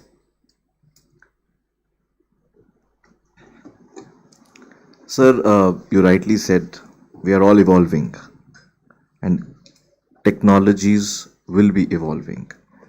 We have seen a huge shift in the solar power industry. Right. And we all have witnessed it very clearly. When the whole thing came, it was like, this is not practically possible. The rates were 15 rupees, 16 rupees, 20 rupees. But still people went ahead and deployed. Whoever were the first movers, they found at the end of the race that they were in the most advantageous position, because they were more closer to the changing technology, the knowledge of changing technology, and they kept upgrading themselves with the changing technology and deploying it. And today you see they are one of the finest companies doing extremely well across the globe. Similarly over here, today if you go to China, you will find practically 1/3 of their production is happening on alternate fuels. And this is bound to happen. The sooner we think about it and carefully implement it with the changing technology, we'll also have to keep changing our mindset. We have to learn to use technology carefully and correctly. So if we do that, I don't see that should be a problem. However, with this evolving world, we'll have to keep our stepping stones very carefully. Yes. Thank you. Thank you. Yeah, thank you. I think we are coming to the close. One final comment from each one of you on what is the future of sustainability and where you see India maybe after 2 or 3 decades from a sustainability standpoint. Akansha? I think we are already at an inflection point, and I see India going ahead because a lot of companies, Indian companies, have taken goals towards net zero, which is a good thing. However, we see gaps in the goals and the actions towards it. So I see in the next 5 years, more and more companies come forward and they integrate their plans with EVs, more renewable energies, low carbon fuels, etc. Okay, Abhisar? Probably more clear on the compliances that they need to do. Okay, Megha? More clarity, awareness, and acknowledgement specifically will happen, and we will reach, if not 1 decade, 2 decades, we'll reach there. Okay. Yeah. Anand, your final comment and we'll close it. I believe in this coming decade, we'll see a huge change by the government, in the country, by all logistics companies and everyone. So I'm looking forward for the exciting times. Okay, that was excellent comments from all our panelists. We need to thank them a lot with a lot of applause. And I thank all the audience here, and we'll build a better India with sustainability in mind and all the very best to take all of these initiatives and innovations in your own companies or in your own personal lives. I think sustainability is everywhere, so let's all adopt and make a better world for us. Okay, thank you. Bye bye. Yeah. Thank you. Can we assemble for a group photograph? A big thanks to our eminent speakers, participants. Your insights and expertise have sparked important discussions and inspired innovative ideas of today. We deeply appreciate the time and effort you have invested to share the knowledge with us. Thank you to all the speakers. Thank you to all the sponsors, partners. Your support has been invaluable in making this summit possible. We thank DP World, Khaitan & Company, ASAP, Lloyd, Technology Minds, and Greenline Logistics. Thank you. We look forward to seeing you in all future events. Thank you all.